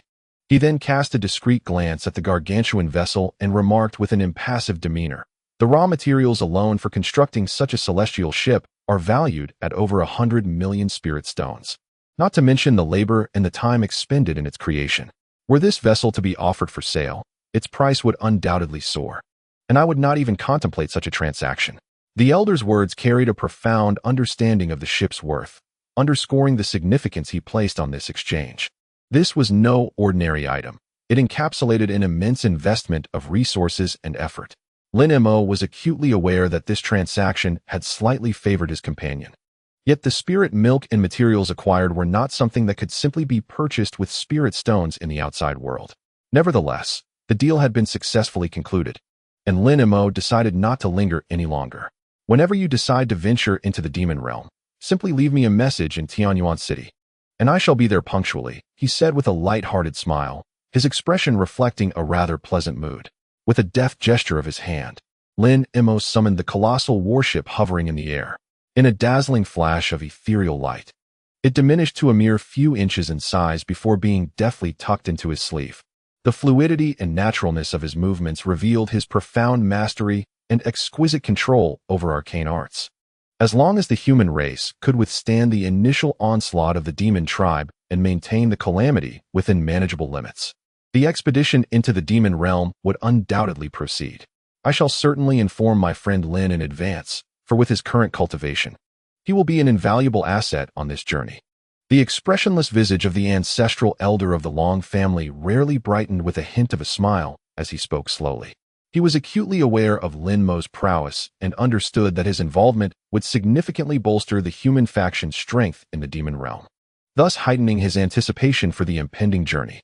Hmph acknowledged the elder's words with a nod, his gaze suddenly flickering toward a nearby void, devoid of presence.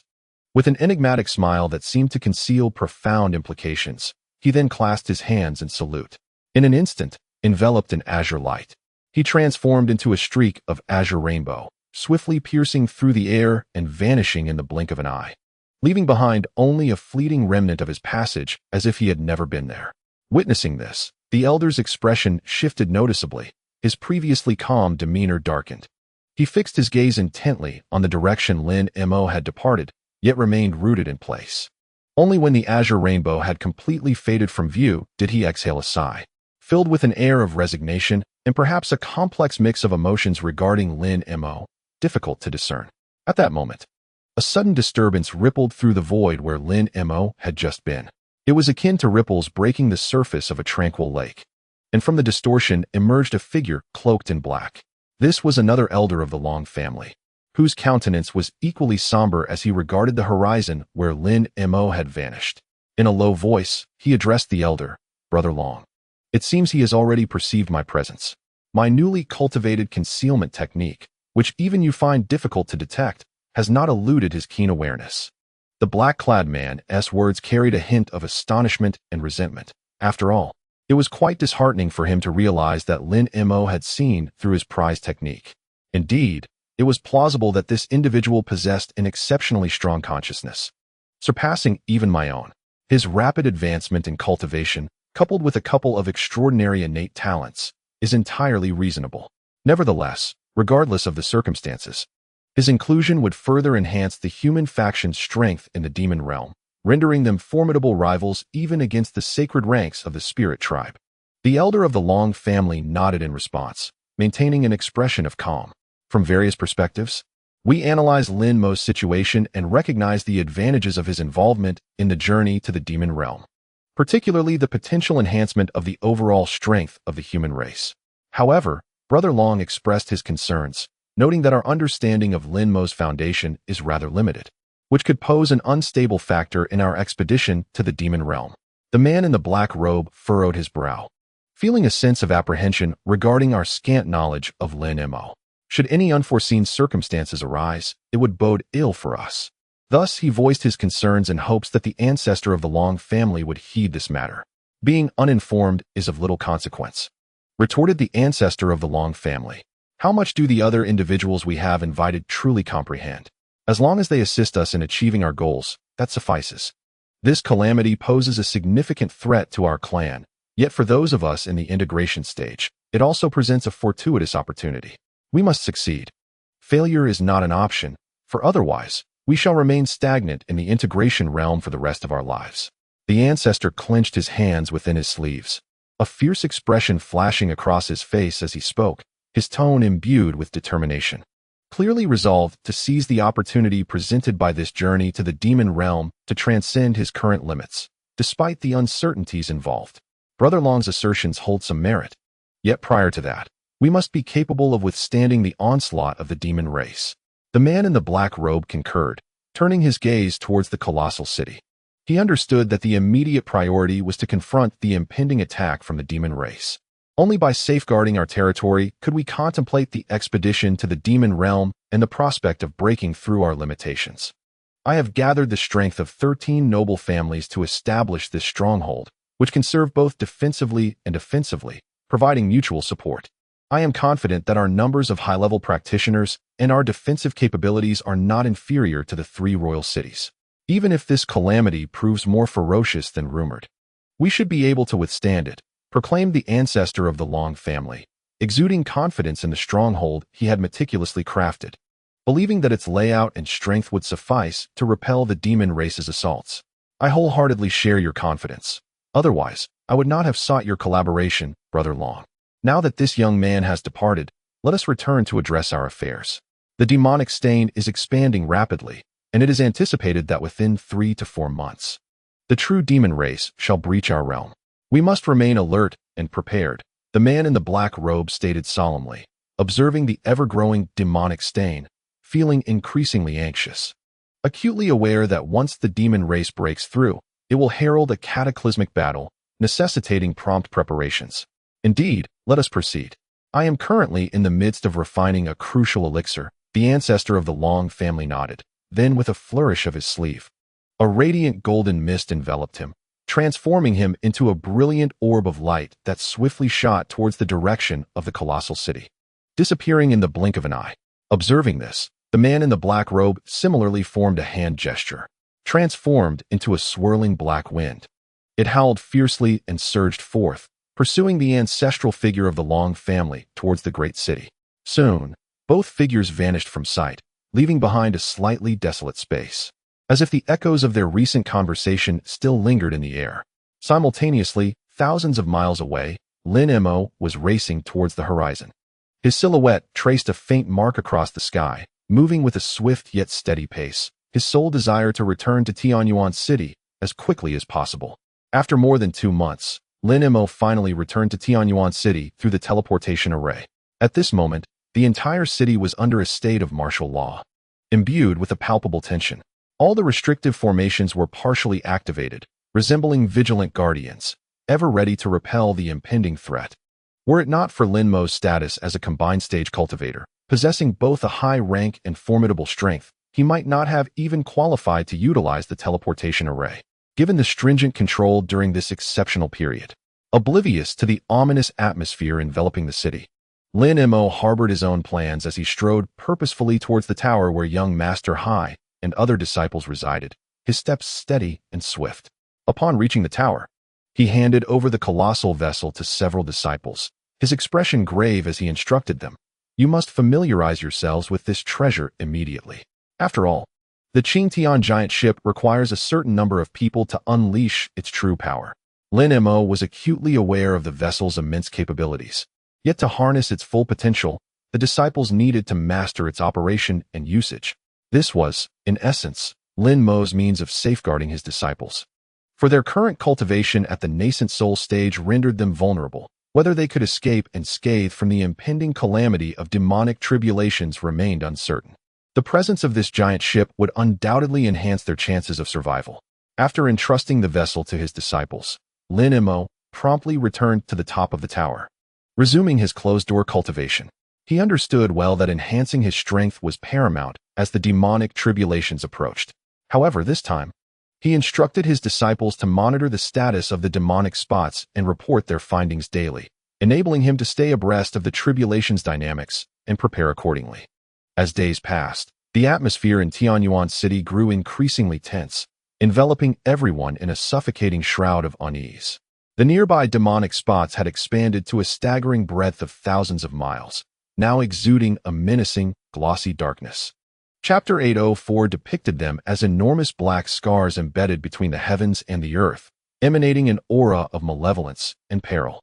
In some closer regions, one could distinctly observe the swirling, inky demonic energy within, writhing like malevolent beasts poised to break through the barriers and ravage the mortal realm. However, the demonic spots in Tianyuan City paled in comparison to those found in other regions inhabited by humanity. It is said that the largest demonic blot has emerged near the newly appointed spirit monarch, stretching an astonishing 1,000,000 miles. Its expanse is over 100 times that of the demonic blot in Tianyuan City, a scale that is simply beyond imagination, instilling a sense of dread in anyone who hears of it. That region has likely succumbed to darkness and chaos, leaving one to wonder how the inhabitants are coping with such a terrifying phenomenon. Upon hearing this news, Lingzi could only sigh deeply and set the matter aside. He was acutely aware that his foremost priority was to ensure the safety of Tianyuan City, strengthening his capabilities and leading his disciples to confront the impending tribulation was paramount. As for the circumstances elsewhere, he felt powerless to intervene for the time being.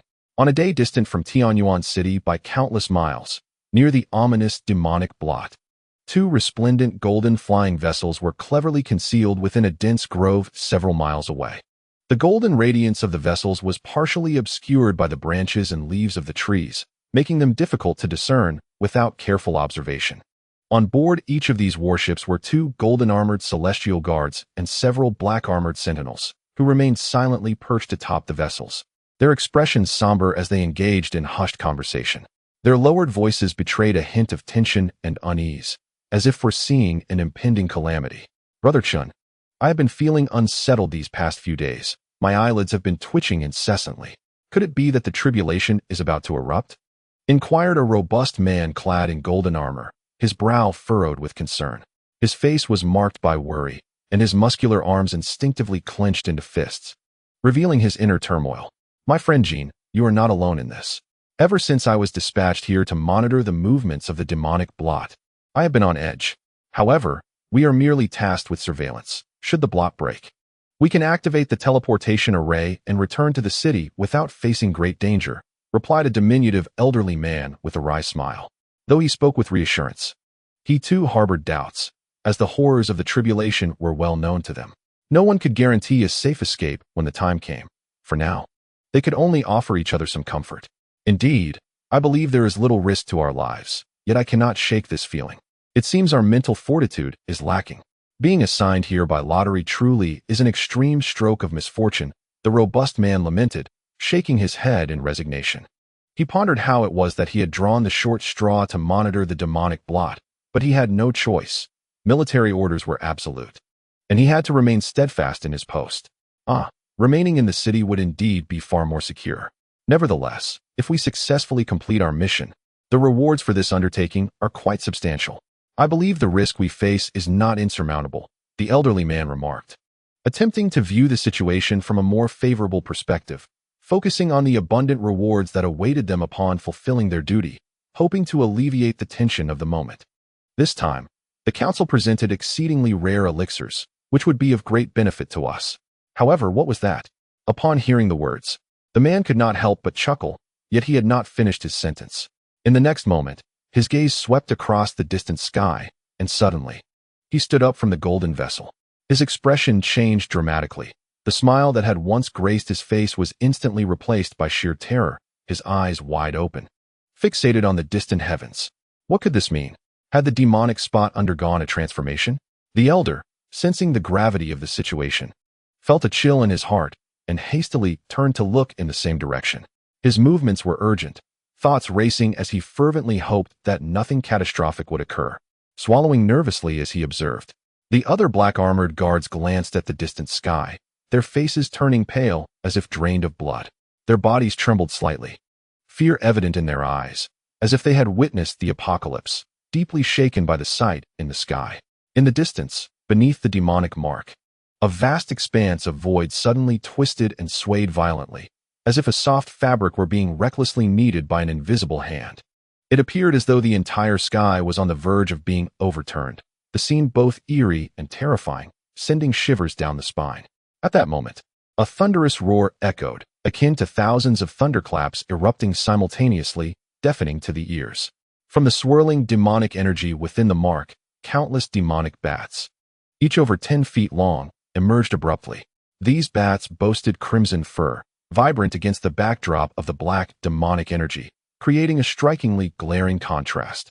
With dark, twisted horns adorned with a peculiar luminescence, they opened their mouths, unleashing sound waves that surged downward towards the distorted void. The sound waves carried immense force, as if intent on shattering everything in their path, sweeping towards the void below, leaving one to ponder the dreadful consequences of this sudden assault by the demonic bats. The convergence of such sound waves upon the void resembled an army charging against an invisible wall, the waves colliding and compressing, bursting forth like tumultuous waves. In an instant, the air was filled with the crackling sounds of explosions, reverberating painfully against the eardrums. The already distorted sky, under the fierce impact of these sound waves, emitted a colossal roar, as if the very firmament were tearing apart, echoing throughout the world, lingering in the air. In the next moment, several long white streaks appeared out of thin air upon the demonic mark. These streaks resembled the marks left by sharp instruments, glaringly bright against the dark backdrop of the demonic mark. Following the relentless onslaught of sound waves, another noise akin to shattering glass resounded. This sound, crisp yet chilling, suggested that some form of confinement had been broken. These white streaks swiftly transformed into countless white threads that spread rapidly in all directions. The speed was astonishing, and in the blink of an eye, a vast expanse of sky was enveloped, resembling an enormous white spiderweb, continuously extending outward. As the entire sky ruptured utterly, it resembled a fragile shard of glass, unable to withstand such impact any longer. In an instant, it shattered into countless fragments, and the fractured heavens appeared chaotic, exuding an aura of endless peril. The pitch-black, demonic energy surged forth like a tidal wave unrestrained by a colossal dam, rushing down from the sky with a formidable ferocity. It was akin to a deluge breaching its banks, rapidly forming an abyssal sea of darkness that roiled and churned, dispersing in all directions at an astonishing velocity. Wherever it passed, it seemed to stain the world with a shroud of deathly blackness, swiftly devouring all vitality and light. Amidst this chaos, a multitude of enormous demonic bats descended with wild abandon, their massive wings flapping and producing a haunting sound. They appeared as harbingers of darkness, emitting piercing shrieks that cut through the tumultuous atmosphere, sending chills down the spine of all who heard them. Their bodies shimmered with a blood-red light, resembling flickering flames amidst the demonic sea.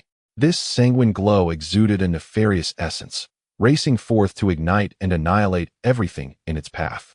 What was even more alarming was the ominous low growls emanating from the depths of the vast black void. These sounds were deep and menacing, reminiscent of a voice from the depths of the abyss, causing an involuntary shudder in those who heard it. It was evident that a greater horde of demonic beasts was poised to invade the spirit realm, raising the specter of unimaginable calamity. We're in trouble. The demon clan has confirmed their incursion into the spirit realm. Our mission is complete. We must initiate the return transmission immediately. The towering figure clad in golden armor finally regained his composure after the shocking spectacle of the shattered demonic void, his face etched with terror. His voice dropped to a whisper, as if fearing the demons might overhear him. As he spoke, his anxious gaze turned towards the elder, urging immediate action. Transmit at once. Return immediately. The diminutive elder, though equally shaken and pale, issued his command without hesitation. He promptly began to form intricate hand seals, his hands moving with swift precision. Incantations flew from his fingertips like nimble strands of light, accurately striking a small magical array at their feet. His expression was focused and tense, fully aware of the urgency of the situation, leaving no room for delay. The black-armored guards behind him hastily approached the elder, their forms wavering with urgency. They, too, began to chant spells in support, suppressing their fear as they fervently collaborated with the elder, hoping to activate the teleportation array and escape this perilous place. Suddenly, a low hum emanated from the golden flying vessel, signaling its imminent activation, while hundreds of runes materialized beneath it, glowing with an enigmatic light as they spun in a mesmerizing dance. A milky white light array began to materialize, emanating a gentle glow imbued with a comforting power, as though entering this luminous formation would allow one to escape the imminent dangers. Another flying vessel had naturally initiated its departure earlier. Within the flickering light of the array, the vessel radiated a dazzling golden brilliance that intensified with each passing moment. It appeared that a teleportation was imminent. Observing this, the heavily armored giant aboard the golden vessel exhaled deeply, a sense of relief washing over him as he thought he might finally evade this calamity. Little did he know, the true peril was only just beginning. At that moment, a shrill voice pierced through the air from above the concealed forest, declaring, "It seems fortune smiles upon us. Upon entering the spirit realm, I have discovered 2 cultivators at the void refinement stage. Just the perfect opportunity for my esteemed self to stretch my limbs." The voice was sharp and grating, laced with malice, echoing like the mocking laughter of a demon, adding a stark and terrifying contrast to the already tense atmosphere. Startled by the voice, both the giant and the elder turned to discern its source. Hovering in the air, a mere 30 yards away from the 2 golden vessels, was an oddly grotesque, diminutive youth, with bat-like wings sprouting from his back. His visage was a mask of malice, with icy green eyes devoid of any emotion, their coldness chilling. The wings, disproportionately larger than his body, bore an uncanny resemblance to those of the blood-red demon bats. Yet the aura emanating from him was magnitudes more formidable. Just his presence was enough to evoke an overwhelming sense of oppression. This is bad. It is a high-ranking demon. The giant and the elder, both members of the Celestial Guard, immediately recognized the identity of the grotesque youth, their faces paling in shock. They were acutely aware that the power of a high-ranking demon was beyond their capacity to contend with. They had been so focused on the astonishing developments surrounding the demon spot that they had failed to notice when their adversary had crept above them, intensifying their sense of dread and trepidation. However, as practitioners at the void refinement stage, they quickly overcame their astonishment and acted without hesitation. One of them suddenly struck his forehead, unleashing a flurry of over 10 silver small swords that shot forth. As these swords appeared, they burst into brilliant silver light, quivering as they transformed into a dozen shimmering silver rainbows, slicing through the air with the speed of lightning, aimed directly at the grotesque youth with lethal intent. The other raised a hand, propelling a 5-colored circular ring that roared into the air. The instant the ring emerged, it radiated a kaleidoscope of colors. In a blink, it morphed into countless spectral rings, layering upon one another densely, encasing both golden vessels within. This formed a seemingly impenetrable barrier, a desperate hope to shield them from the impending attack of the high-ranking demon. In their synchronized assault, one engaged the enemy while the other defended, their collaboration remarkably seamless. Clearly a testament to their prior experience in facing adversaries together. They shared an unspoken understanding, relying solely on this coordination to momentarily thwart their foe's onslaught, hoping to buy enough time to escape through the teleportation array. Defeating the formidable high-ranking demon before them was never a consideration. Their singular aim was to delay the attacks just long enough for their safe retreat. However, they significantly underestimated the prowess of this high-ranking demon. Chapter 805 Yet. The youth with bat-like wings hovering in the sky revealed a sinister grin, exposing a mouthful of sharp, tiny fangs, an appearance most terrifying. Confronted by a barrage of dazzling silver lights, he neither evaded nor flinched. Instead, he opened his mouth, unleashing a torrent of golden sound waves. This wave surged forth like a tumultuous tide, engulfing the numerous beams of sword light within its grasp. An astonishing spectacle unfolded. The sword lights emitted mournful cries as their silver sheen dimmed, reverting to their original forms as small swords. Amidst the relentless sound waves, they tumbled aimlessly from the sky, akin to powerless fledglings plummeting to the ground, a scene that instilled dread, for no one anticipated the youth could dismantle such an assault with such ease. The burly man in golden armor, witnessing this turn of events, turned pale as a ghost, his body trembling slightly. His eyes were filled with terror as he realized he had lost the connection to the 10 or so treasured flying swords he had painstakingly cultivated over millennia. It felt as if a part of his very being had been forcibly wrenched away, leaving him both shocked and pained. Before he could recast his spell to regain control of his precious flying swords, the grotesque youth behind him flared his bat wings, unleashing a thunderous roar that echoed like a cataclysmic thunderclap throughout the realm. As the boy's figure momentarily blurred, he vanished from sight, only to reappear an instant later, hovering ominously close to the 2 golden vessels. His speed was so breathtaking that it rendered onlookers incapable of reaction. Without hesitation, he launched two fists, shimmering with a faint crimson glow, towards the surrounding shadows. The resounding impacts shattered the myriad of swirling silhouettes as if they were fragile bubbles. The once formidable defensive barrier crumbled under the boy's assault, dissipating utterly and leaving no trace behind, utterly incapable of resisting his advance. With another powerful flap of his wings, the youth materialized behind the burly man with blinding speed, the swiftness of his movement disorienting. With a fleeting blur, he pierced through the robust golden armor that should have been exceedingly resilient, as if it were mere parchment, easily penetrating it. Blood gushed forth from the man's back, splattering onto the golden vessel, creating a scene both gruesome and merciless. The remaining black-armored guards aboard the same golden vessel, upon witnessing this scene, were instantly consumed by terror, their eyes reflecting sheer despair. They could no longer concern themselves with anything else and hastily sought to escape, collectively fleeing from the vessel in a frantic dash. At that moment, a singular thought dominated their minds, to distance themselves as far as possible from this dreadful youth. Yet, how could they possibly evade him? The grotesquely ugly boy, without turning back, merely waved a bat-like wing behind him. In an instant, a black blade of light, stretching over 100 feet, swept forth. This blade, as dark as ink, exuded a chilling aura, moving with such speed that it seemed to vanish in the blink of an eye, leaving no time for evasion. With a collective scream, the guards were transformed into a torrential rain of blood, their very nascent souls obliterated in an instant, succumbing to a gruesome fate that sent shivers down the spine of any witness. Then, the youth flickered once more, becoming a radiant spray of blood as he surged towards another golden vessel filled with cultivators. This sanguine light carried an aura of malevolence, even before it descended. A stench of blood filled the air, as if the very essence of death was encroaching, instilling a profound sense of dread. The diminutive elder barely had time to react. His face drained of color, his body stiffened, eyes wide with hopelessness. He understood that he was now beyond salvation.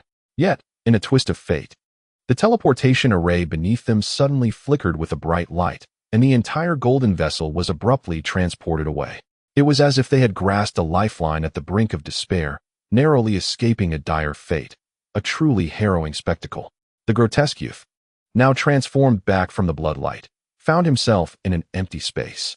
As he surveyed the remnants of the teleportation array, a flicker of anger crossed his features, tinged with a sense of unwillingness. With a fierce flap of his bat-like wing, a tempest arose, sweeping away the debris of the array as if to vent his pent-up fury. The howling wind ravaged the surrounding trees, leaving chaos in its wake. Bat-lie. You have failed to capture even 2 human cultivators at the void refinement stage. I had hoped to witness an entertaining spectacle. A loud, boisterous laugh erupted from behind a colossal tree nearby. The derisive tone echoed sharply in the otherwise serene atmosphere, almost as if it were a deliberate provocation. Meng Man, is that you? When did you arrive? Shouldn't the Lei Nyo clan be the second to enter the spirit realm? The grotesque youth retorted, ire flashing in his eyes. If it weren't for those human artifacts being able to teleport away, how could they possibly escape from my grasp? His fury intensified. He cast a piercing gaze towards the massive tree, seeking to discern when Meng Man had arrived and why he had chosen this moment to mock him. Suddenly, the seemingly ordinary giant tree twisted and transformed into a towering figure, standing 5 or 6 zhang tall, its skin a vivid green. The colossal figure bore a pair of black, twisted horns, which appeared both formidable and sharp, framed by a mane of coarse yellow hair, exuding a rugged aura. Clad in a suit of black leather armor, he bore a pair of golden short axes at his back, their metallic sheen glimmering coldly, suggesting extraordinary might. At this moment, he regarded the youth with a mocking gaze, his expression rife with disdain, as if the boy were utterly inconsequential to him. However, upon meeting the boy's fierce glare, he revealed a sinister smile and nonchalantly replied, Our Thunderbolt clan has recently received a decree from the revered ancestral lord, joining your Bat Demon clan as one of the first races to enter the spirit realm. My kin have already breached the boundary. After uttering these words, the bull-headed demon casually gestured towards the distant sky with a single hand, his demeanor exuding confidence, as though the arrival of the Thunderbolt clan would herald a tremendous upheaval in the spirit realm. Such a development, The bat-winged youth was taken aback. Quickly turning to glance in the same direction, astonishment coursing through him. He had not anticipated that the Thunderbolt clan would enter so swiftly, nor had he received any prior notice, indicating that the situation in the spirit realm was bound to grow more complex and perilous. From the gaping black void, torrents of demonic energy cascaded forth, revealing not only massive, blood-red flames, but also a number of colossal azure bulls, each measuring 10 zhang in length. These giants left profound imprints upon the earth with each step, as if the very ground trembled in their wake. Their bodies were adorned with peculiar silver patterns that shimmered with an enigmatic glow, imparting an aura of profound mystery, as if they harbored some potent force. Hmph. Since it is the command of the revered ancestral lord, I shall acquiesce. However, I shall not condescend to march alongside your sluggish bulls. The Bloodbat clan's speed is unparalleled. Within mere days, we could eradicate all nearby human cultivators for the ancestral lord and directly establish a demonic stronghold. The youth huffed, speaking with a hint of pride, confident in his clan's swiftness and believing that the Bloodbat clan would soon make a significant impact in the spirit realm. Oh, the words of the Bat Sovereign resonate with my thoughts. Given the prowess of your Bloodbat clan, it is indeed possible to sweep aside those low-tier human entities. However, when faced with even moderately sized human strongholds, you shall find your clan merely serves as cannon fodder, incapable of standing against our Thunderbolt clan. The giant retorted with a cold laugh, his eyes betraying his contempt for the Bloodbat clan, deeming their rapidity insufficient against the might of the Thunderbolts, particularly in the face of human strongholds. Is that so? In that case, let us see which clan can vanquish more human cultivators in 3 days. The youth exclaimed in anger, unable to tolerate any disparagement of his kin. Provoked, he proposed this contest to demonstrate the prowess of the Bloodbat clan. Agreed. The agreement was made. The defeated faction would henceforth relinquish 30% of all gains within the spiritual realm to the opposing side. The colossal figure, with a glint of cold determination in his eyes, spoke, unwilling to concede, firmly believing that his clan would emerge victorious. Thus, he readily acquiesced, envisioning the substantial benefits that might accrue from this arrangement, his gaze betraying a hint of calculation. A pact was sealed with a resounding clap. The grotesquely unattractive youth, his brows furrowed in defiance, pronounced ominously, his bat-like wings unfurling behind him. In an instant, he materialized before the giant, extending a hand that shimmered with a sanguine glow, striking with decisive force. His movements were swift and resolute, as if victory in this contest was an absolute necessity. The giant, with a shadowy smile, relaxed his previously crossed arms, his enormous hand sweeping forth in a counterstrike that appeared capable of shattering everything in its path. With 3 resounding thuds, the moment their hands met, an explosion of azure and crimson light erupted, dazzling and intense, as if 2 formidable forces were clashing violently. Both figures staggered momentarily, then recoiled as if struck by a venomous serpent, retreating several steps before regaining their balance, the intensity of the exchange vividly apparent. Where are the 5 bats? The youth bellowed, his voice laced with authority, resonating throughout the vast expanse. Summon the great commander. No sooner had the command issued than the surrounding air shimmered with spatial ripples, and 5 enormous blood bats, far larger than ordinary, materialized with the ferocity of a tempest. Their emergence stirred a fierce wind, howling through the atmosphere. With wings spanning over 10 yards, their colossal forms loomed ominously, akin to 5 mobile mountains, exuding an overwhelming aura of intimidation. Go, capture a few human mortals. The youth commanded, his tone frigid and merciless, viewing the human populace as mere insects, their lives of no consequence to him. The 5 colossal bats responded with a unified screech and dove downward, poised to execute the youth's directive, oblivious to the impending doom that awaited countless mortals. Yes, my lord. The 5 giant bats articulated in human speech, their voices imbued with an eerie chill. After acknowledging the order, they flapped their wings and transformed into 5 gusts of wind, vanishing in an instant. Their speed was such that they seemed to meld seamlessly with the air, leaving only a faint ripple to mark their departure. Observing the spectacle, the bull-headed giant emitted a derisive laugh, filled with disdain. With a mere flick of his hand, a golden horn appeared, which he raised to his lips and blew forcefully.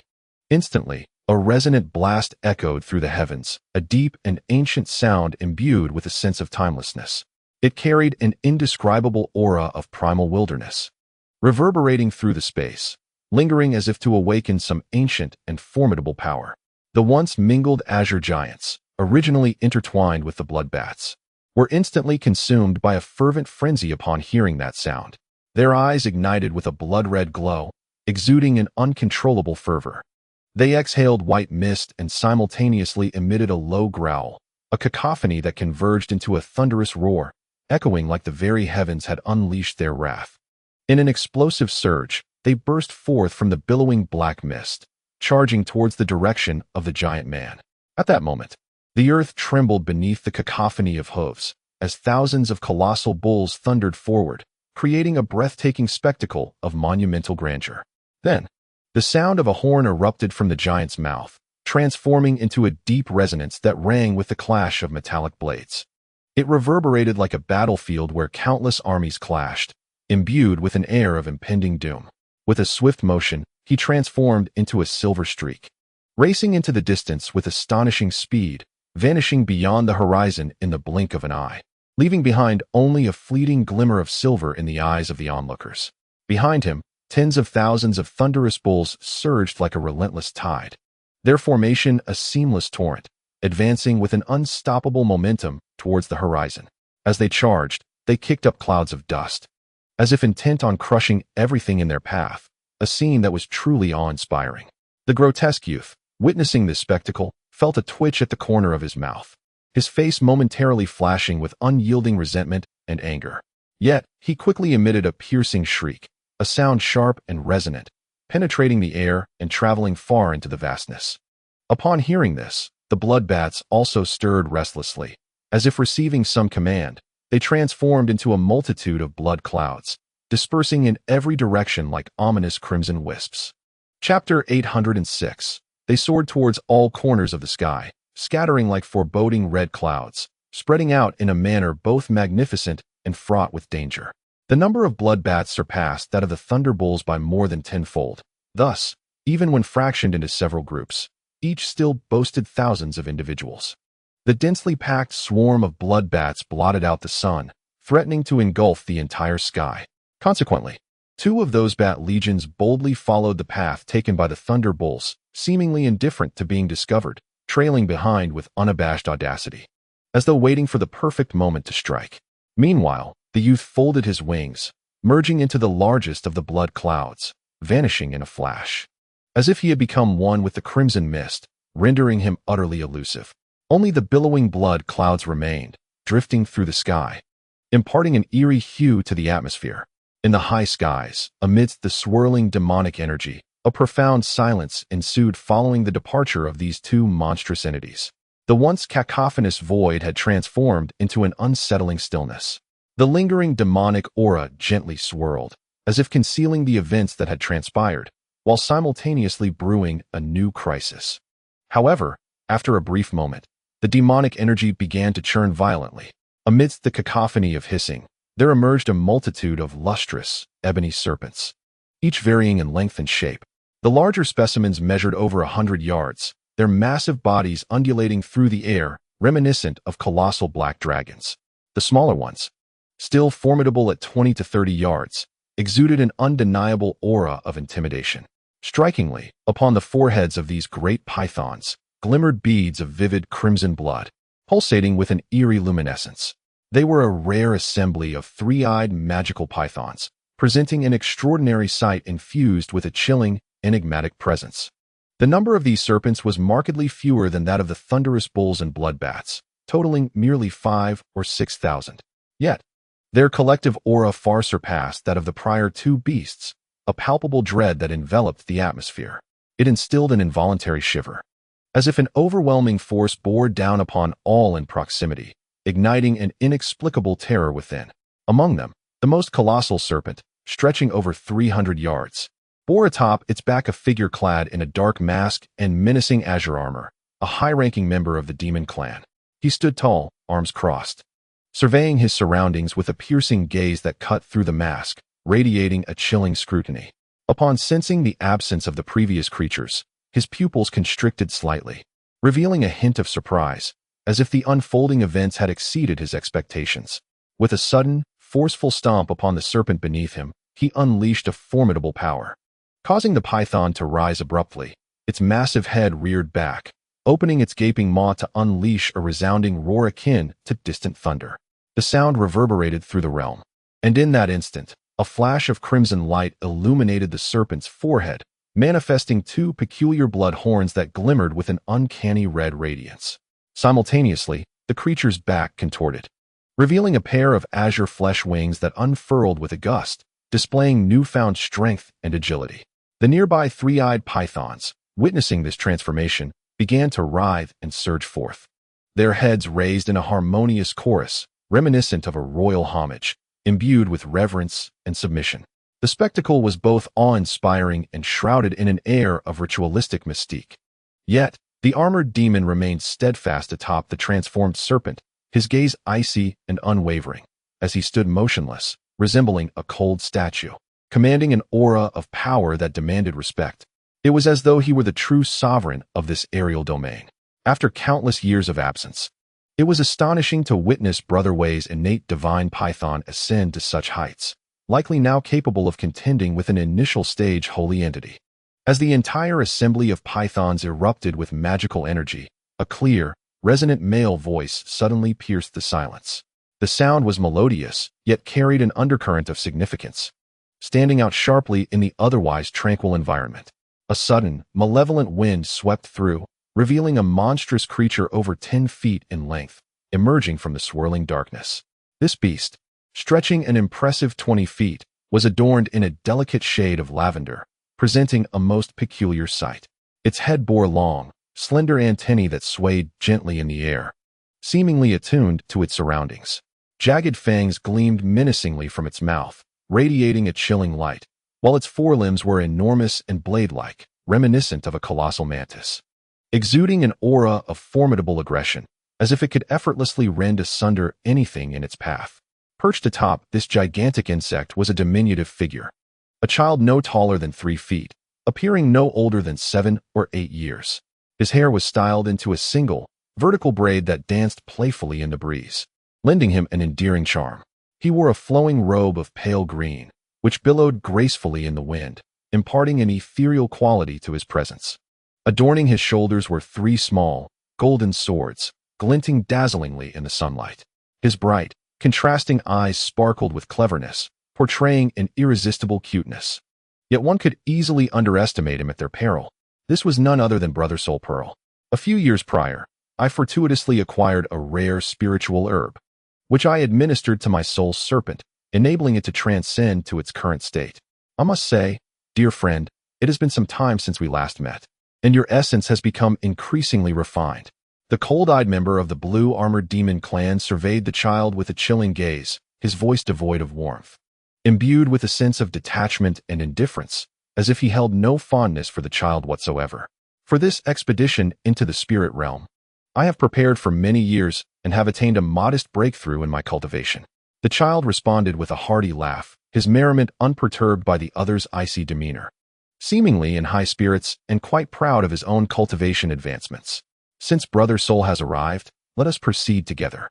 I believe that even if there are formidable challenges nearby, our 2 clans combined will be more than a match for them. The blue armored demon clan suggested with a calm authority, his words carrying an undeniable weight, as though he was certain that their alliance would be unstoppable. That is precisely my intent. Children, come forth. The child responded with a bright smile, eagerly accepting the command.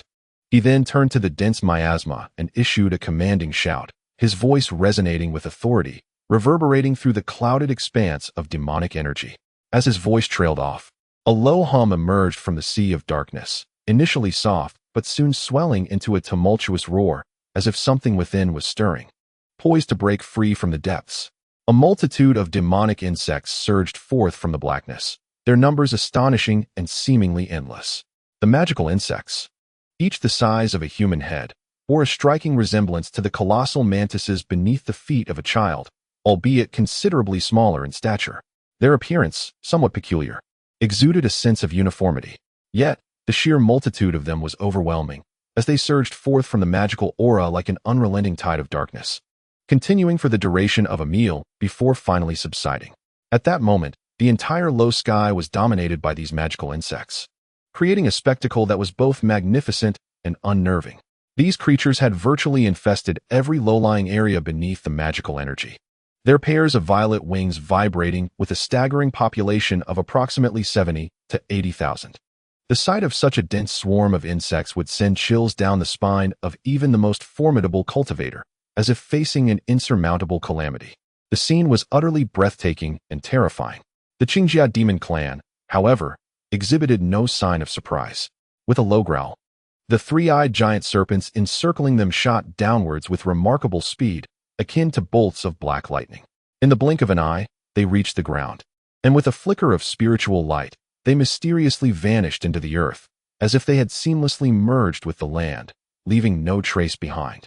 The higher-ranking demon, without uttering a word, pointed his toe at the giant serpent beneath him, transforming it into a stream of azure light that darted toward a certain direction, disappearing in an instant, leaving only a faint luminescence that indicated the path of his departure. Observing this, the child chuckled and let out a long whistle, commanding his colossal magical insect to rush in the same direction. The creature soared swiftly, carrying the child with an air of elegance and an indomitable spirit. Upon hearing the whistle, the formidable swarm of insects erupted into a frenzy, transforming into a vast ocean of creatures that pursued relentlessly, swarming in a dense mass of violet, flowing toward the same destination, a sight both awe-inspiring and chilling. In the ensuing moments, various groups of magical beasts surged forth from the magical energy, one after another. Under the leadership of the higher-ranking demon, they gallantly swept in all directions. Each group dashed toward different paths, appearing chaotic, like a herd of untamed wild horses. Their disorganized movements suggested a lack of fixed purpose as they rampaged through the airspace, driven by instinct or some underlying intent. After a total of 13 waves of magical beasts had taken flight, the once tumultuous magical energy in the high altitude returned to a tranquil state. The previously clamorous expanse fell silent again, with the magical aura gently drifting, as if everything that had transpired was merely a fleeting dream, leaving an uncanny feeling of unreality. Finally, after a span of half an hour, the magical energy once more stirred with signs of activity. First, a deep drumbeat resounded faintly from within, a rhythmic thrum that seemed to herald the impending events. Soon, a thunderous roar erupted, causing the entire sea of magic to churn violently. Silver arcs of lightning flickered into existence, illuminating the dark waters with their blinding brilliance as they danced chaotically. The sound of thunder boomed, deafening in its intensity, as if it sought to shatter the very heavens, creating an atmosphere of palpable tension and foreboding. Simultaneously, violent spatial fluctuations emanated from the depths of the magical mist, as if something colossal struggled within, yearning to break free from unseen restraints.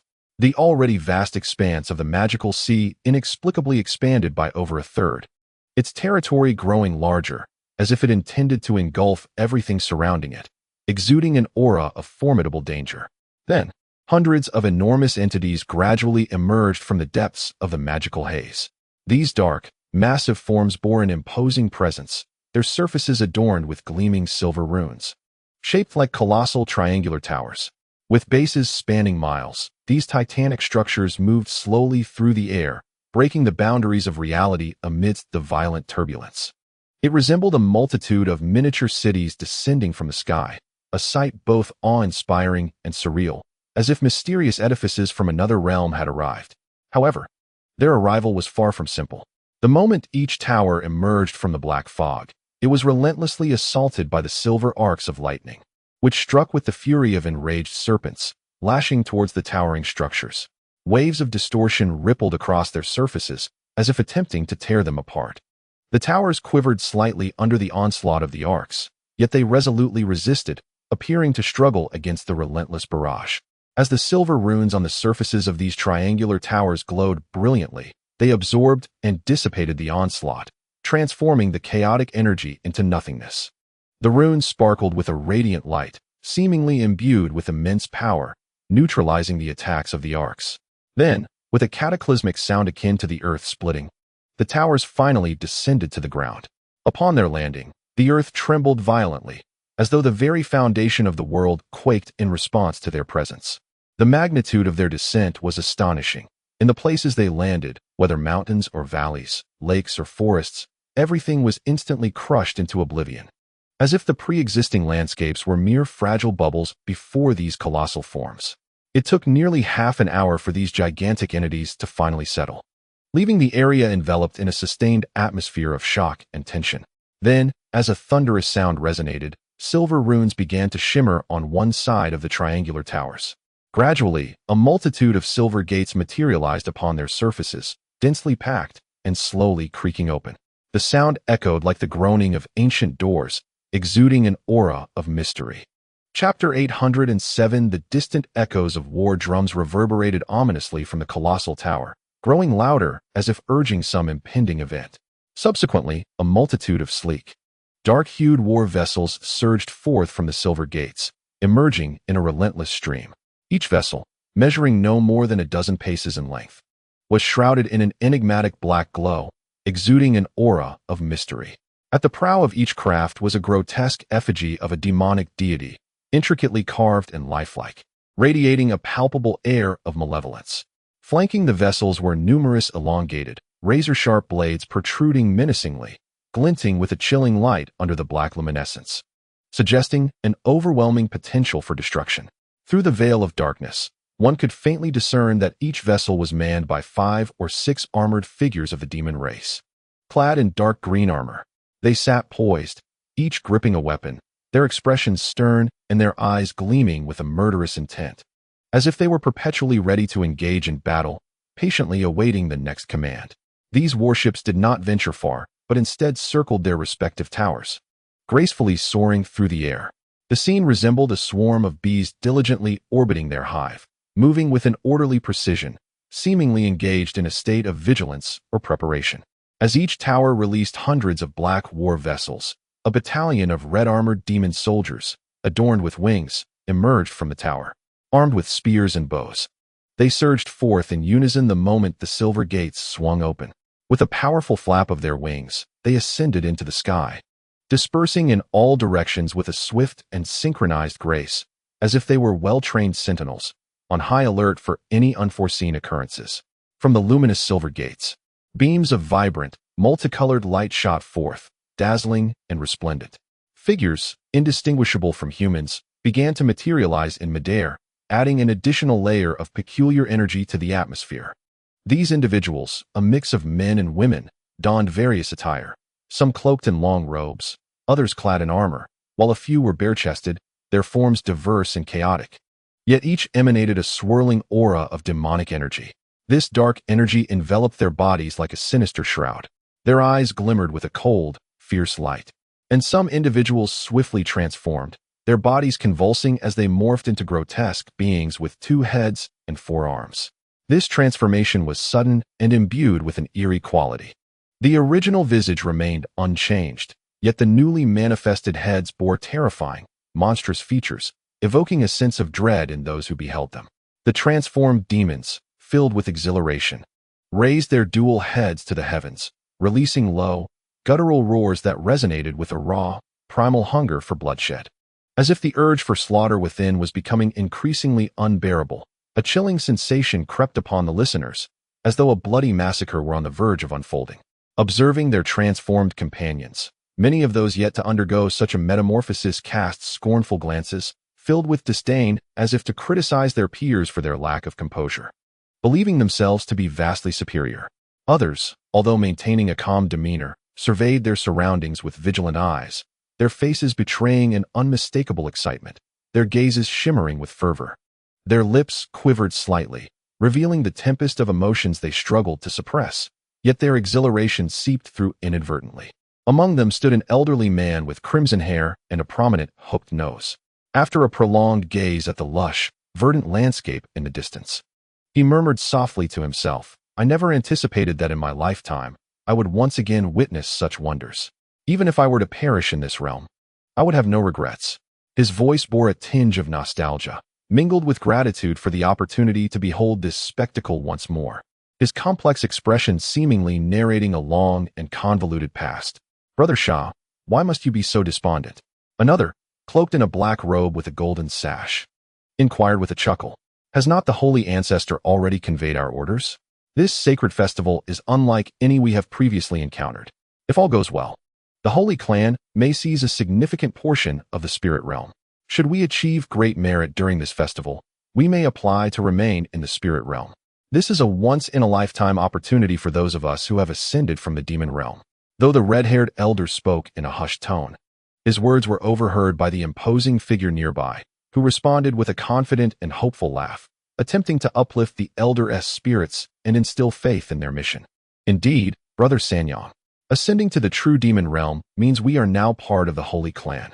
To remain in the spirit realm after this battle would be an extraordinary fortune, the elder acknowledged, a flicker of yearning shining in his eyes as he began to envision a prosperous life in the spirit realm post-battle, his previously downcast demeanor easing somewhat.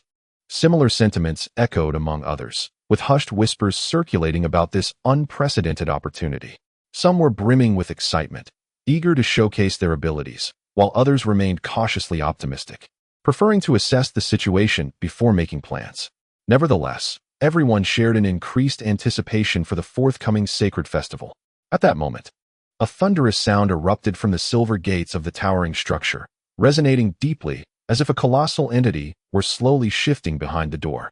Following the exceedingly heavy footsteps, a rhythmic succession reverberated from within, each descent akin to a hammer striking the earth, causing the ground to tremble ever so slightly. Around the silver gate, runes flickered, and suddenly, a battalion of unfamiliar monstrosities emerged.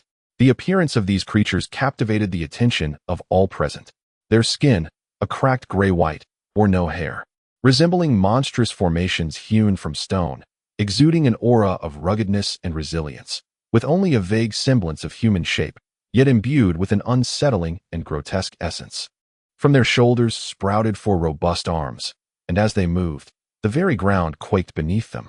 Each step left profound imprints, as if their forms were burdened with immense weight. Towering at over 10 zhang, thousands of these stone beasts emerged from each colossal tower. They formed orderly ranks before the towers, remaining utterly still, a demeanor that defied the expectations of the onlookers.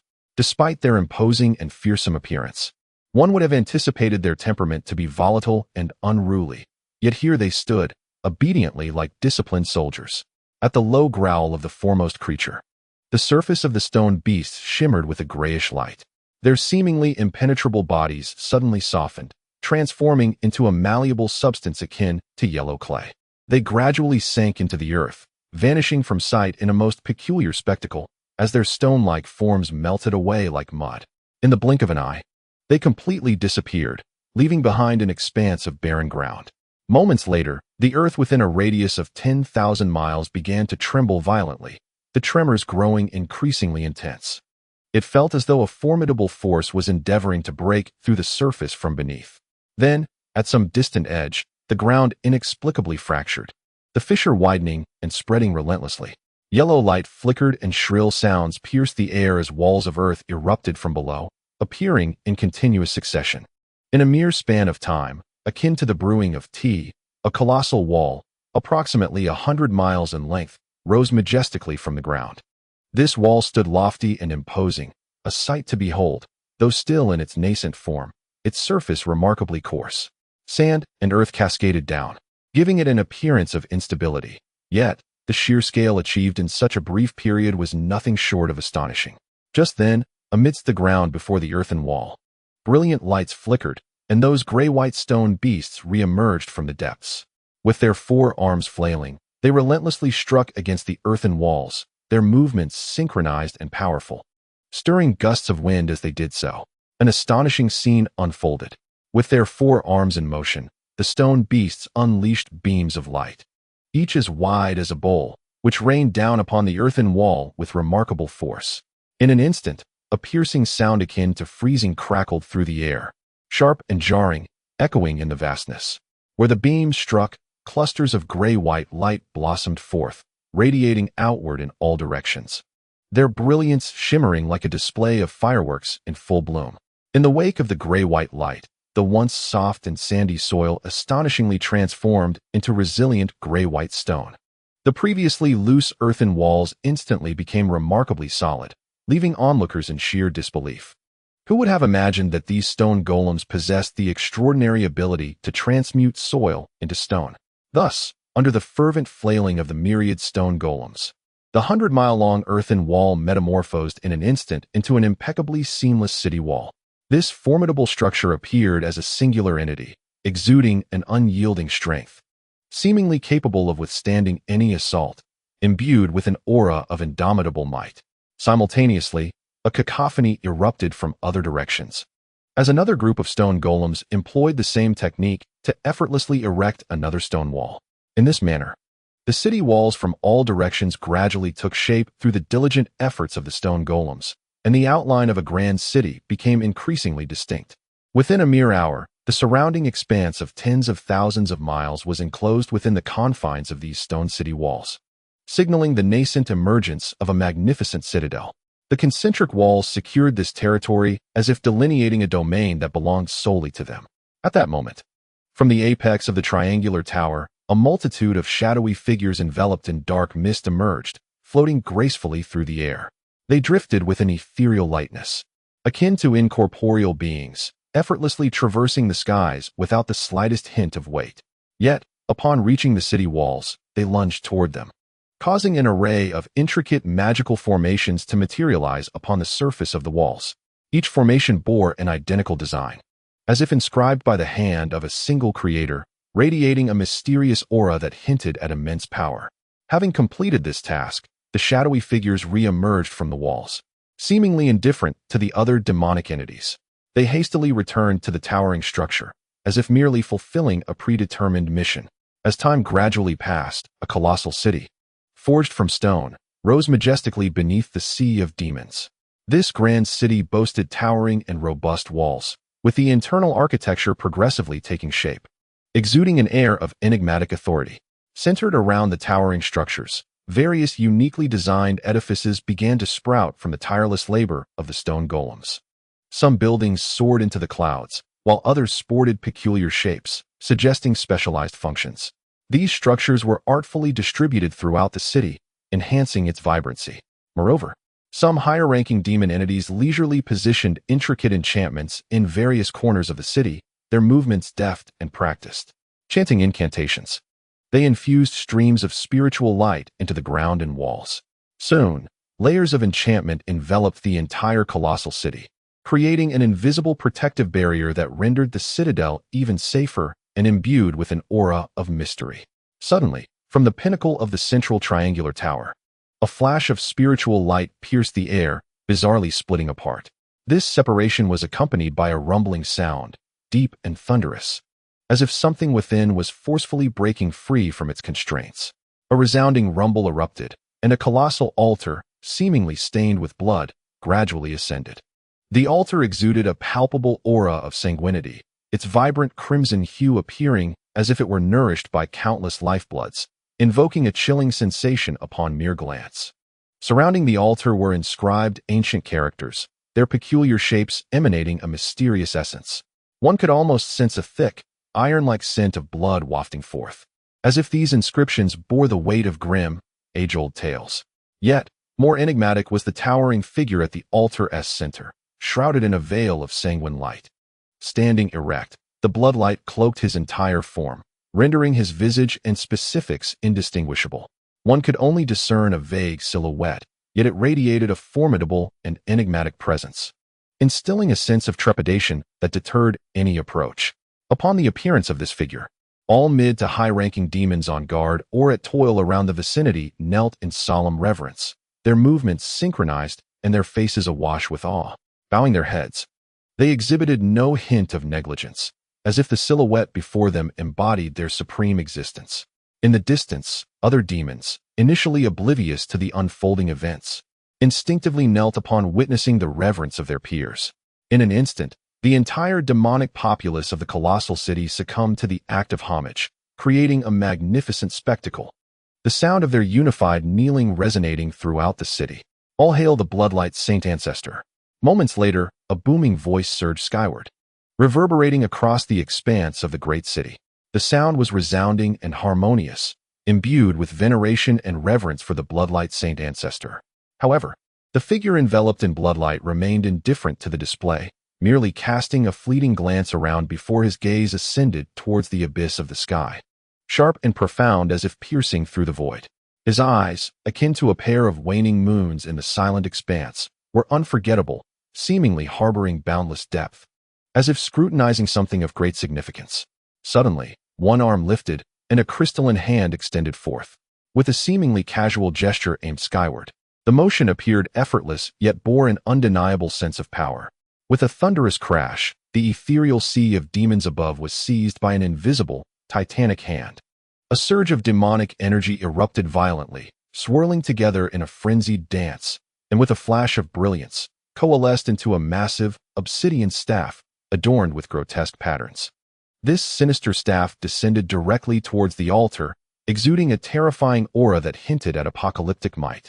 The Bloodshadow-esque gaze flickered, and the crystalline hand, with a subtle yet precise movement of its fingers, exhibited an extraordinary control. The staff, measuring over 100 feet in length, shimmered with flowing runes, contracting as it plummeted. The once colossal black staff diminished to a mere 2 zhang in length, transforming into a more manageable size.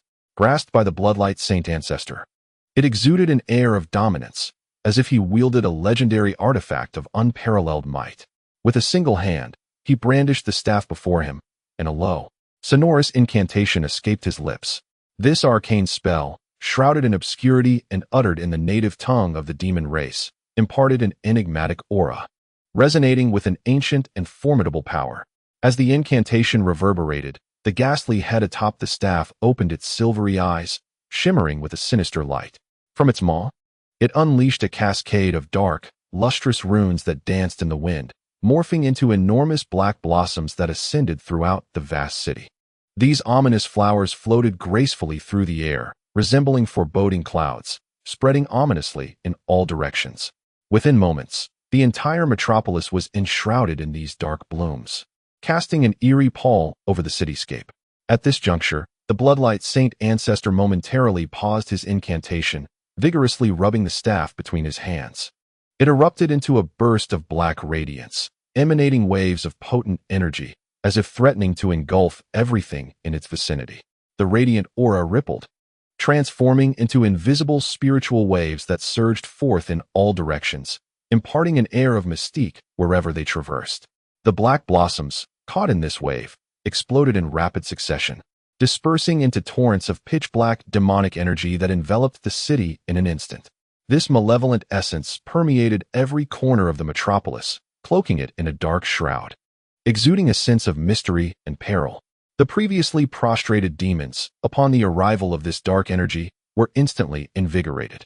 Their magical and physical prowess surged, recovering at nearly twice their usual rate. Faces alight with astonishment, they reveled in the influx of power, as if bestowed with an extraordinary boon. Within 3 days, 3 additional holy cities would be erected, and after a week of reorganization, they would promptly set forth toward the nearest stronghold of human cultivators, once all hands were assembled.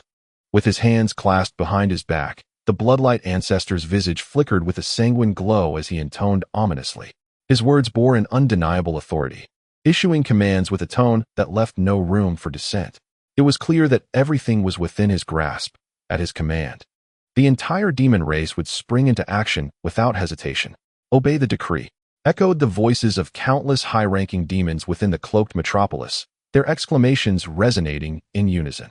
Their fervent cries were imbued with vigor and determination, as if they could scarcely contain their eagerness to embark on their missions and conquer distant realms. A similar scene unfolded simultaneously in various strongholds of both the demon and human races.